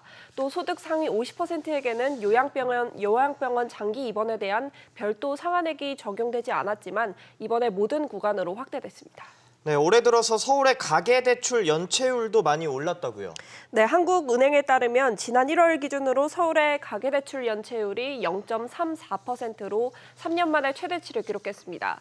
전국 평균 연체율을 웃도는 수준으로 기준금리가 오르면서 원리금 상환 부담이 커지고 부동산 불황까지 겹친 영향으로 보입니다. 그러나 기준금리가 올라서 자연스레 연체율이 올랐을 뿐 한국은행은 여전히 낮은 수준을 유지하고 있다고 평가하고 있습니다. 네, 산업계 소식도 짚어보겠습니다. LG전자가 올해 임금 인상률을 확정했죠. 네, 올해 LG전자의 평균 임금 인상률은 6%로 확정됐습니다. 이에 따라서 신입사원 초봉은 5,100만 원으로 오르게 되는데요. 8% 안팎이었던 지난 2년과 비교하면 소폭 떨어졌습니다. 주력 사업인 가전과 TV 사업의 불황이 배경으로 꼽힙니다. 네, 통계도 하나 살펴보겠습니다. 지난해 인구 통계가 발표가 됐는데 태어나는 사람보다 사망하는 사람이 빠르게 많아지고 있다고요. 네, 지난 1월 기준으로 국내 사망률이 역대 최고를 기록했고 출생아 수는 6% 줄어든 23,100명에 그쳤습니다. 지난해 0.78에 기록한 출산율이 더 떨어질 것으로 예상되는 대목인데요. 이에 따라서 인구가 9,000명 넘게 자연 감소했고 올해 역대 최대 감소폭을 경신할 수 있다는 전망이 나옵니다. 다만 결혼한 부부는 코로나가 잦아들면서 21.5%가 늘었습니다. 네, 잘 들었습니다. 지난해 우리나라의 일본 어패류 수입액이 후쿠시마 원전 사고 이후 최대를 기록한 것으로 나타났습니다. 관세청 무역 통계에 따르면 지난해 일본 어패류 수입액은 1년 전보다 12.2% 증가한 1억 7천만 달러로 2010년 이후 12년 만에 최대를 기록했습니다. 2010년은 후쿠시마 원전 사고가 발생하기 직전의 해입니다.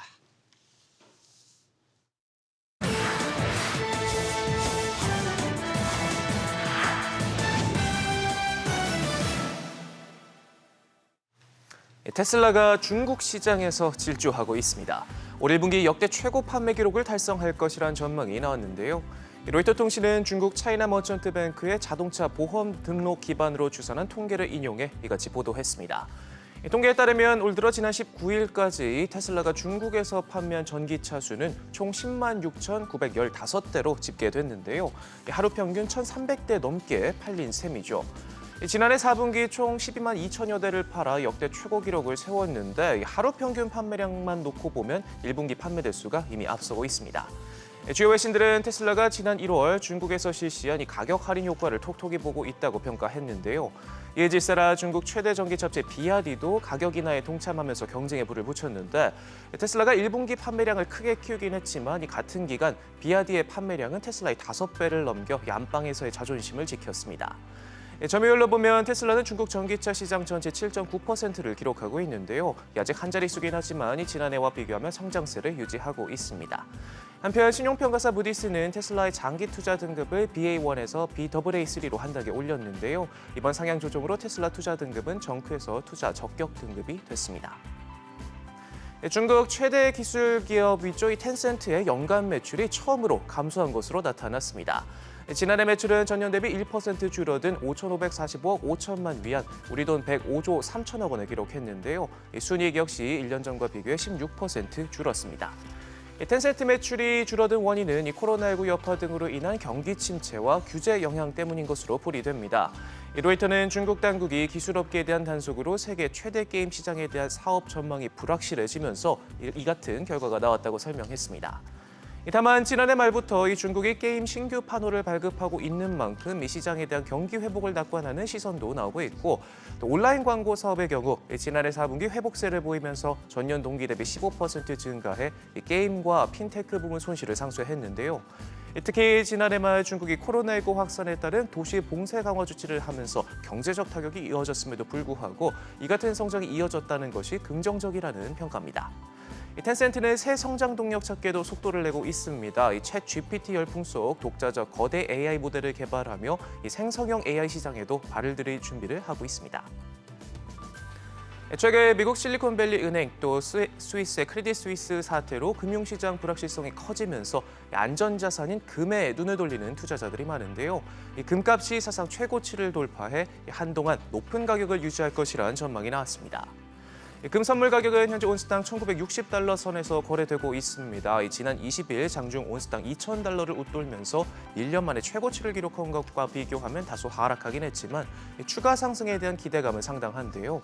피치솔루션은 향후 몇 주 안에 금값이 2,075달러까지 오를 것으로 내다봤고 CMC마켓 역시 연준이 금리 인상 중단 시기를 앞당기면 금값은 또다시 급등할 것이라며 전망치를 온스당 2,500에서 2,600달러로 제시했습니다. CNBC는 중앙은행의 지속적인 금 매입도 이 금값 추가 상승 전망을 뒷받침한다고 설명했습니다. 세계금협회에 따르면 지난해 금 수요는 전년 대비 18% 증가한 4,741톤으로 2011년 이후 11년 만에 최고치로 치솟았는데요. 특히 중앙은행의 금 매입 규모가 55년 만에 최고 수준인 1,136톤에 달하면서 금 전체 수요도 크게 뛰었습니다. 지금까지 글로벌 비즈였습니다.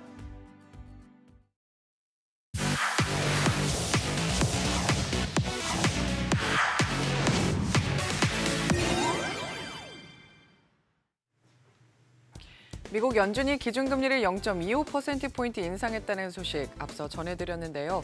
앞으로 한 차례 더 올린 뒤 금리 인상을 끝낼 것이라고 예고하기도 했죠. 제롬 파월 의장은 기자회견에서 인플레이션이 여전히 너무 높고 고용시장도 매우 타이트하다고 지적했는데요. 인플레이션을 목표치인 2%로 내려오게 하는데 전념하겠지만 최근에 발생한 실리콘밸리 은행 사태가 경제에 미치는 영향을 자세히 모니터링하고 그에 따라 정책을 결정할 것이라고 밝혔습니다. 파월 의장의 기자회견 확인해 보시죠. Our banking system is sound and resilient with strong capital and liquidity. We will continue to closely monitor conditions in the banking system and are prepared to use all of our tools as needed to keep it safe and sound. In addition, we are committed to learning the lessons from this episode and to work to prevent events like this from happening again. Turning to the broader economy and monetary policy, inflation remains too high and the labor market continues to be very tight. My colleagues and I understand the hardship that high inflation is causing, and we remain strongly committed to bringing inflation back down to our 2% goal. Price stability is the responsibility of the Federal Reserve. Without price stability, the economy does not work for anyone. In particular, without price stability, we will not achieve a sustained period of strong labor market conditions that benefit all. Since our previous FOMC meeting, economic indicators have generally come in stronger than expected, demonstrating greater momentum in economic activity and inflation. We believe, however, that events in the banking system over the past 2 weeks are likely to result in tighter credit conditions for households and businesses, which would in turn affect economic outcomes. It is too soon to determine the extent of these effects, and therefore too soon to tell how monetary policy should respond. As a result, we no longer state that we anticipate that ongoing rate increases will be appropriate to quell inflation. Instead, we now anticipate that some additional policy firming may be appropriate. We will closely monitor incoming data and carefully assess the actual and expected effects of tighter credit conditions on economic activity, the labor market, and inflation. And our policy decisions will reflect that assessment. 연준이 베이비 스텝을 단행했습니다. 최근 은행 파산 등 이딴 위기에도 인플레이션과의 싸움을 멈추지 않겠다는 의지를 보여준 모습인데요. 파월 의장은 일각에서 일고 있는 책임론에도 아랑곳하지 않고 올해 안에 금리 인하는 없다고 못을 박았습니다. 오늘 FOMC 결정의 의미와 또 앞으로의 파장이 무엇인지 짚어보겠습니다. 교보증권 김영렬 리서치 센터장 줌 연결돼 있습니다. 안녕하세요.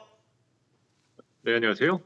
안녕하세요. 그 어느 때보다 결과를 예상하기가 어려운 FOMC가 아니었나 싶습니다. 이번 결정 어떻게 보셨습니까? 네, 역시 이제 금융 불안 이슈가 등장한 이후에 첫 FOMC였었기 때문에 시장에서는 관심을 가질 수밖에 없었는데요. 상당히 여러 가지 의미가 담겼었던 FOMC 결과였던 것으로 보여집니다. 먼저 파월 의장은 금리 동결을 생각했었다라고 말을 할 만큼 이번 금리 인상 조치에 대해서 신중한 자세를 취해왔었다는 점을 강조했고요. 현재 이제 중앙은행에 대한 역할이 물가 안정뿐만이 아니라 금융 시스템에 대한 안정에도 중요한 역할을 해야 되는 만큼 다방면에 대한 고민을 하고 있다라는 점 등을 강조해왔습니다. 하지만 덧붙여서 이제 등장한 내용 등은 연내 금리 인하는 없을 것 같다. 그리고 추가적인 인상도 여지가 남겨져 있다라는 점을 강조하면서 지금 당장 금융 불안이 다소 좀 의식되는 부분 등은 있지만 여전히 물가 안정에 초점을 맞추고 있고 오히려 인플레이션 리스크가 미국 경제에 가장 큰 위협이 될 수 있다는 점 등을 시사하면서 다소 좀 금융시장이 이를 매파적으로 받아들였다라 볼 수 있을 것 같은데요. 당분간 금융 시스템, 불안정한 금융 시스템을 수습하는데 금리 인하의 카드만이 있는 것이 아니라 정책 당국의 각종 제도 보완과 시중 은행들에 대한 역할을 강조했었다는 점 등이 3월 FOMC에서 가장 인상 깊게 볼 수 있었던 내용인 것 같습니다. 네, 이번에는 앞으로의 기준금리 방향을 알 수 있는 점도표가 공개가 된 게 특징인데 이번에 점도표를 보니까 시장 전망치보다 낮은 거죠. 네, 그렇습니다.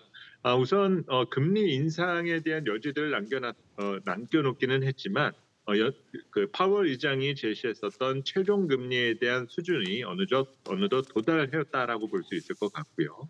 또 실리콘밸리뱅크 이슈가 있기 전 이달 초에 연준 의장이 얘기했었던 6%대의 금리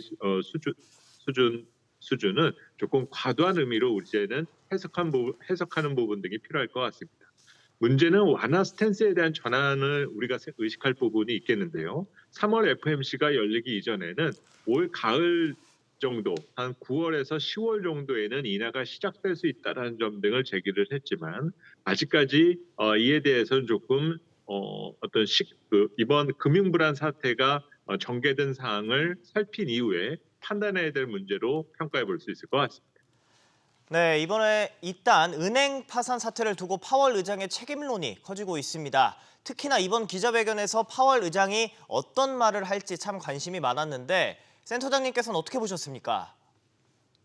네, 많은 투자자들은 상황이 이렇게 될 때까지 어떻게 연준 의장이 모를 수가 있겠냐, 책임지고 물러나야 되는 거 아니냐라고 생각하실 수도 있을 텐데요.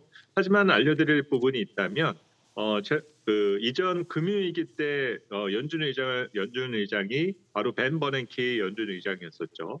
2006년부터 2014년까지 금융위기 터지기 직전부터 연준 의장을 수행해 왔었고 임기 중에 금융위기가 터졌습니다. 물론 이 문제를 수습하는 데도 버냉키 의장은 역할을 해왔고요.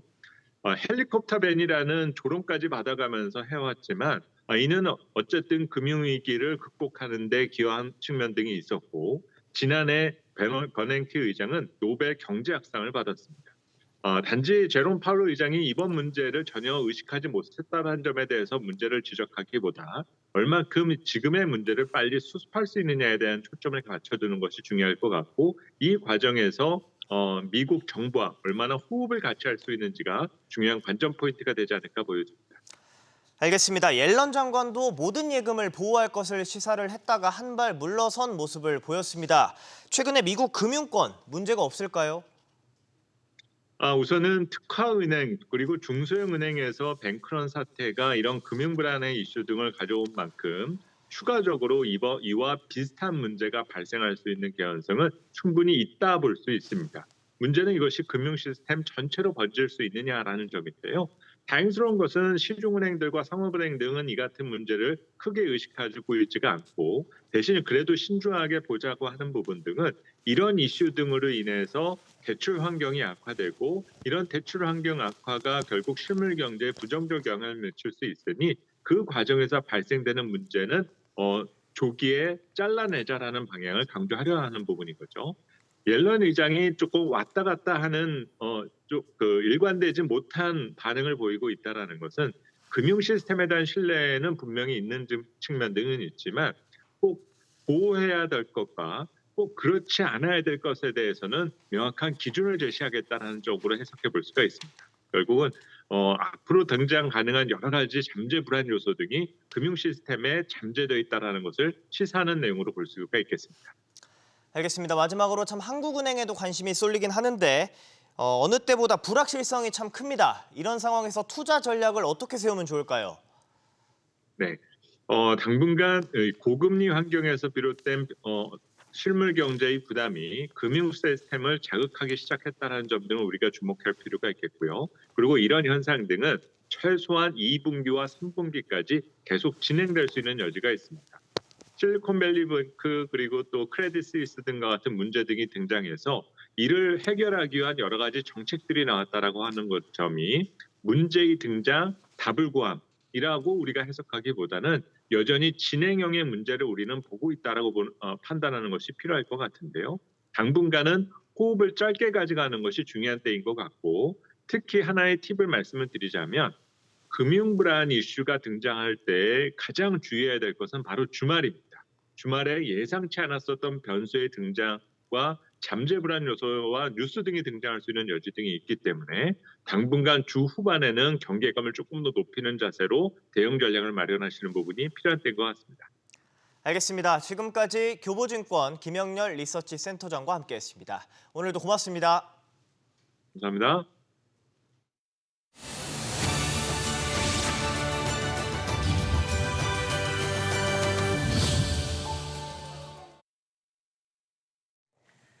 목요일입니다. 오늘 일과 시작 전에 챙겨보면 좋을 기업과 CEO 소식들 전해드리겠습니다. 김대우 경제학 박사와 살펴보겠습니다. 박사님 안녕하세요. 네, 반갑습니다. 오늘도 저희가 준비한 소식이 많아서 좀 속도감 있게 해보겠습니다. 오늘은 양쯔 메모리 테크놀로지 YMTC와 삼성전자, SK하이닉스, UBS 등 글로벌 은행, 마지막으로 우리은행 등 국내 4대 은행 소식까지 준비를 했습니다.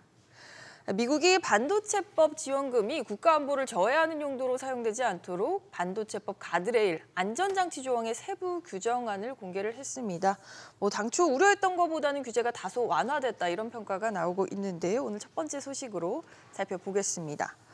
박사님, 이번 실제 발표된 거 보니까 삼성전자, SK하이닉스 최악은 면했다 이런 평가가 있던데 어떻게 보십니까?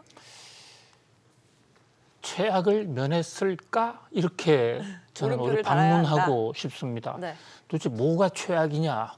자, 지금 중국에서 우리나라 반도체 회사들이 생산하는 것과 미국에서 보조금 받는 것이 사실 무슨 상관관계가 있습니까? 사실 거기는 하등의 함수관계가 없지 않습니까?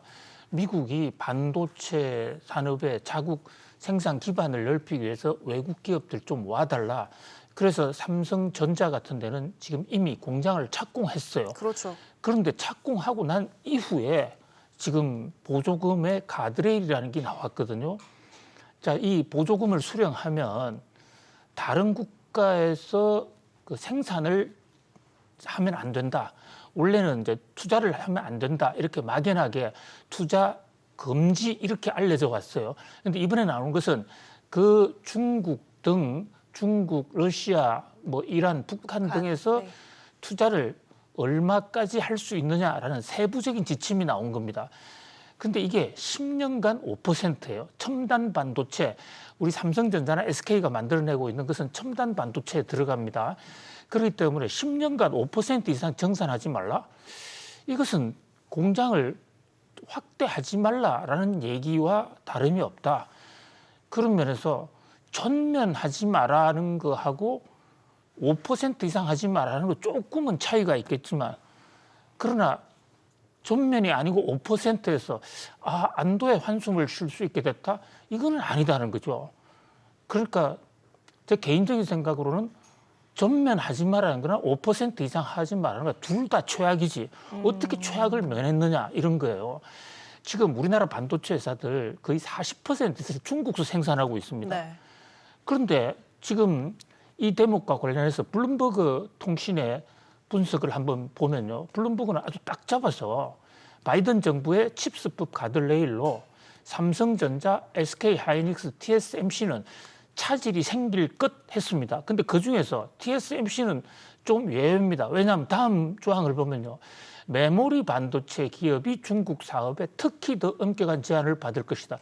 TSMC는 메모리 안 하거든요. 그렇죠. 그러니까 비메모리 쪽에서는 충격이 상대적으로 적다는 것이죠. 자, 삼성전자는 저 가드레일이 나오기 전에 성급하게 투자를 해서 저 보조금을 받아서 지금 투자를 한다는데 투자 금액이 보조금 금액보다도 훨씬 초과하고 있어요. 그러니까 현재로서도 보조금만 타산적으로 보면 산술적으로 크게 도움이 안 되는데 거기다가 중국에서 이제 5% 이상 생산을 하지 못한다? 그러면 40%나 되는 반도체 생산 이거 하지 말라는 얘기인가? SK하이닉스는 더 심각하죠. 이런 조처가 나오기 전에 바로 인텔의 낸드 플래시라는 그것도 메모리입니다. 그 반도체 공장을 수억을 들여서 중국 공장을 인수하지 않았습니까? 그럼 이거 어떡합니까? 일각에서는 이 인텔이 알고 SK에 미리 팔았다는 얘기까지 미확인 네. 보도가 나오고 있는데 그게 만약에 사실이라면 SK로서는 그냥 오판을 해서 엄청난 부실 덩어리를 껴안았다 이렇게 볼 수가 있고요. 지금 이 대목보다도 반도체 칩스법의 가드레일보다 더 중요한 것은 외국에 가 있는 중국에 있는 외국인 회사에 대해서도 유예 기간이 끝나면 올 10월 달부터는 반도체 장비를 일체 미국 정부의 허가 없이는 중국으로 못 가져갑니다. 그러면 정산을 하고 싶어도 반도체 장비가 없는데 어떻게 합니까? 칩스법보다 더 무서운 통제인 거네요. 그렇습니다. 보면. 이미 지금 그게 작년에 10월 달부터 시행이 되고 있는데 우리나라에 대해서는 그동안에 중국 생산 의존이 워낙 높았기 때문에 1년간만 유예받았는데 그 유예 만기가 10월 달로 다가온다고요. 최악은 피했다? 아니 여전히 최악이다. 이렇게 볼 수가 있겠습니다. 박사님 근데 또 이런 의문점 갖는 분들도 있을 것 같아요. 보조금을 그러면 꼭 받아야 하는 것인가? 보조금을 받아도 지금 이런저런 조항들에 걸려서 조건이 많고 언제든 토해내야 할 위험도 있는 거잖아요. 보조금을 안 받으면 안 되는 거예요? 그렇습니다. 잘 정확한 지적을 해주셨는데요. 보조금은 돈도 문제지만은 보조금을 받기 위해서는 그 돈이 어떻게 써야 되는지 또 초과 이익이 발생하는 건지 초과 이익은 또 환수한다고 그랬지 않습니까? 그 대목을 일일이 조사를 하기 때문에 삼성전자 전 과정에 관한 각종 재무지표나 공장 상황을 전부 미국 상무부에 보고를 하게 돼 있습니다.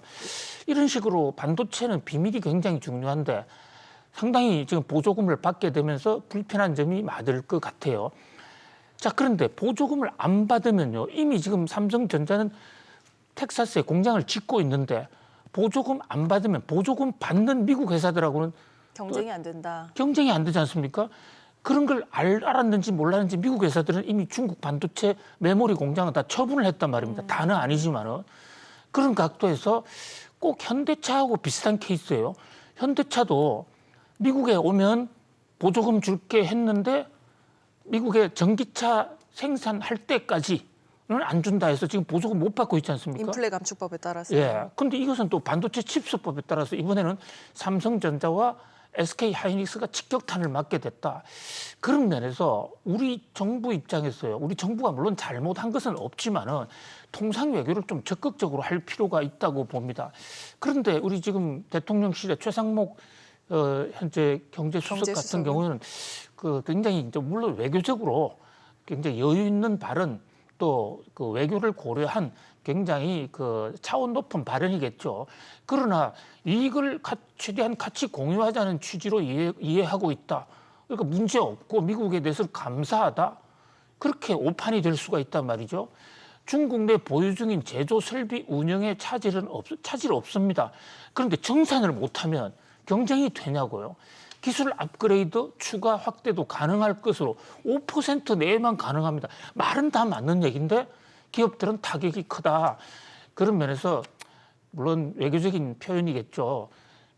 실제로는 미국과 지금 활발히 대화를 하고 있는 것으로 압니다.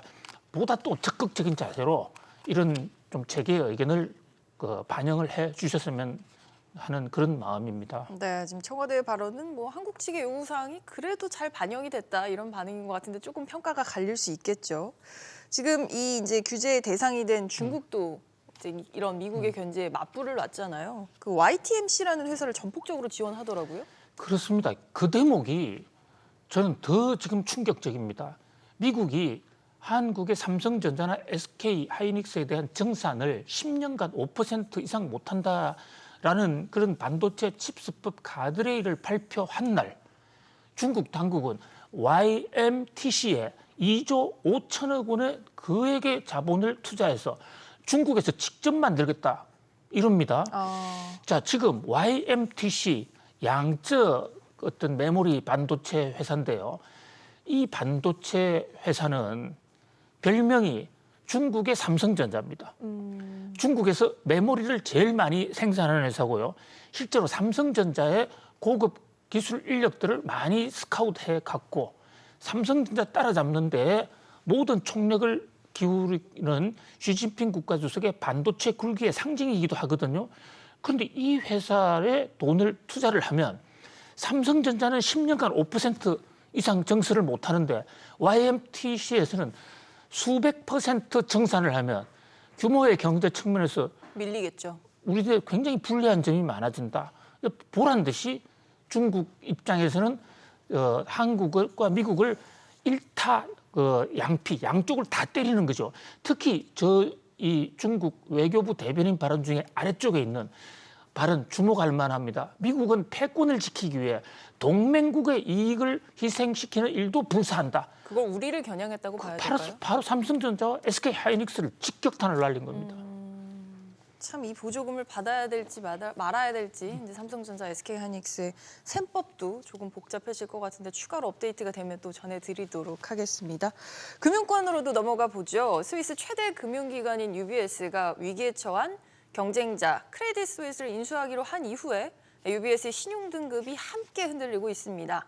아무래도 시장은 두 회사의 공동 번영이 아니라 공동 동망을 우려하고 있는 것 같은데요.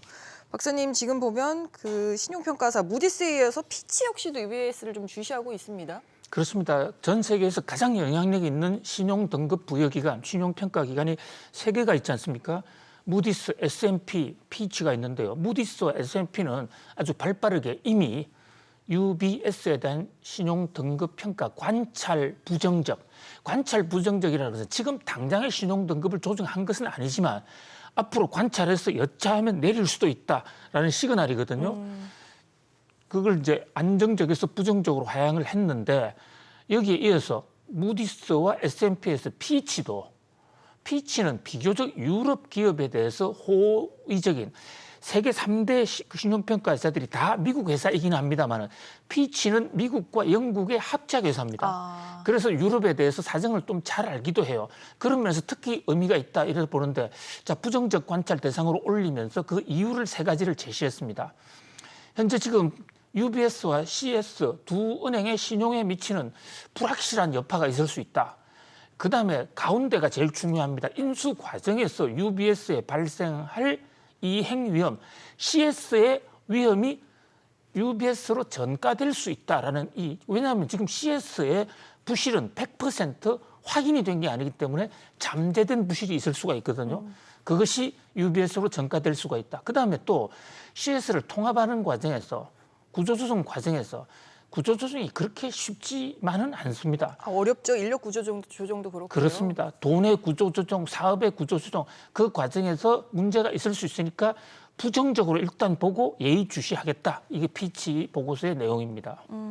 지금 뭐 당연히 일자리도 위협이 될 수밖에 없는데 이렇게 두 거대 은행이 합병되면 일자리 구조조정 방금 말씀드린 건 물론이고 지금 크레딧 스위스 직원들 같은 경우에는 상여금도 지급이 지연됐다고 하더라고요. 예, 아주 재밌는 뉴스가 나왔습니다. 스위스 연방은행에서요. 스위스 중앙은행에서 CS 그러니까 크레딧 스위스 직원들 상여금 전면 중단 조처 명령을 내렸습니다. 현재 그 스위스 금융위기관리법에는 부실은행으로 지정이 되면 상여금을 중단할 수가 있습니다. 그러니까 우리나라 은행들이 지금 배당금 잔치하고 있는 것에서 우리 금융감독원이 아무런 조치하지 않고 있는 것에 비해서 좀 대조적인 아주 적극적으로 들어간 거죠. 왜냐하면 CS의 크레딧 스위스의 그 자금이 상여금 쪽으로 직원들에게 조금이라도 더 많이 나가게 되면 그만큼 인수할 UBS의 자금 부족 현상으로 이어질 수 있거든요. 네. 그래서 이미 나간 것을 환수하지는 않는데 지금 나가지 않은 것을 전면 봉쇄했습니다. 뭐 이 소식 때문인지는 몰라도 크레딧 스위스 은행 주가가 좀 더 떨어졌습니다. 그리고 경영진의 경우에는 최근 2년간 낸 보너스는 전부 반납을 해야 됩니다.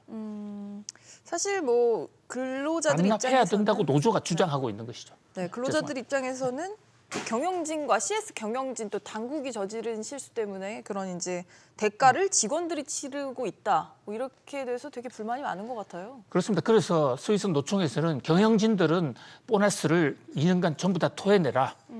이제 그와 동시에 그 지금 스위스 전체 노조가 들썩들썩거리고 있는데요. 약 직원 수만 명을 지금 잘라야 될 상황이거든요. 그것은 스위스 경제에서 스위스는 금융 중심 국가입니다. 그렇죠. 금융이 먹여 살리는 얘기의 나라예요.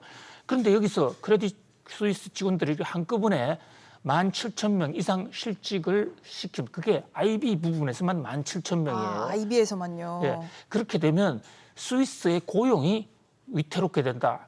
그래서 일각에서는 이것을 노조가 CS와 USBS의 통합을 반대하는 조직적인 운동을 벌일 것이다라는 그런 얘기까지 했습니다. 그야말로 하여튼 후폭풍이 만만치가 않습니다.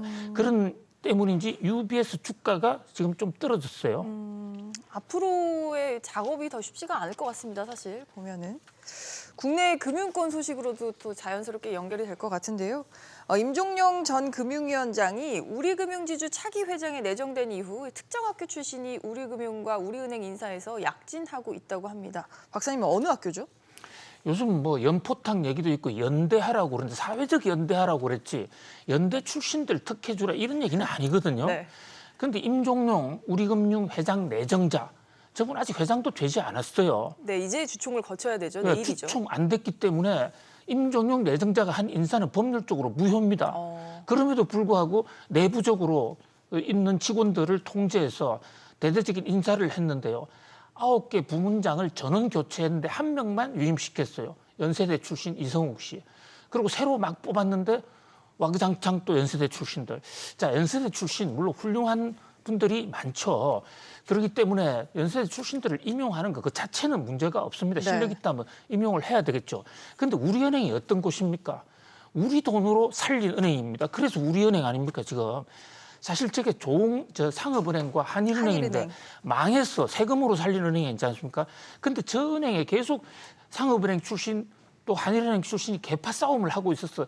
은행이 상당히 문제가 되어 왔는데 제3의 그거로 관치금융이라는 그런 오명을 받고 들어간 임종용 회장님께서 왜 이렇게 자기 출신인 연세대학 출신들만을 임용을 하느냐. 그래서 은행에서 지금 볼멘 소리. 또 하나의 파벌이 하나 더 생겼다. 한일은행파, 상업은행파, 연대파 이렇게 세 파가 생겼다. 이런 얘기까지 나오고 있는 상황입니다. 사실 뭐 우리은행의 입장은 능력 위주로 기용했다 이거지만 역사적 맥락을 살펴보면 박사님 말씀하신 것처럼 한일은행, 상업은행 파벌 싸움이 많았기 때문에 이번에 또 이렇게 특정 학교에서 임용이 많았던 것에 대해서 좀 예민하게 반응을 하고 있는 것 같습니다. 박사님 오늘 뭐 시간상 저희는 또 여기까지 다뤄야 될 것 같고요. 네, 오늘 준비한 소식은 여기까지입니다. 박사님 오늘도 잘 들었습니다. 고맙습니다.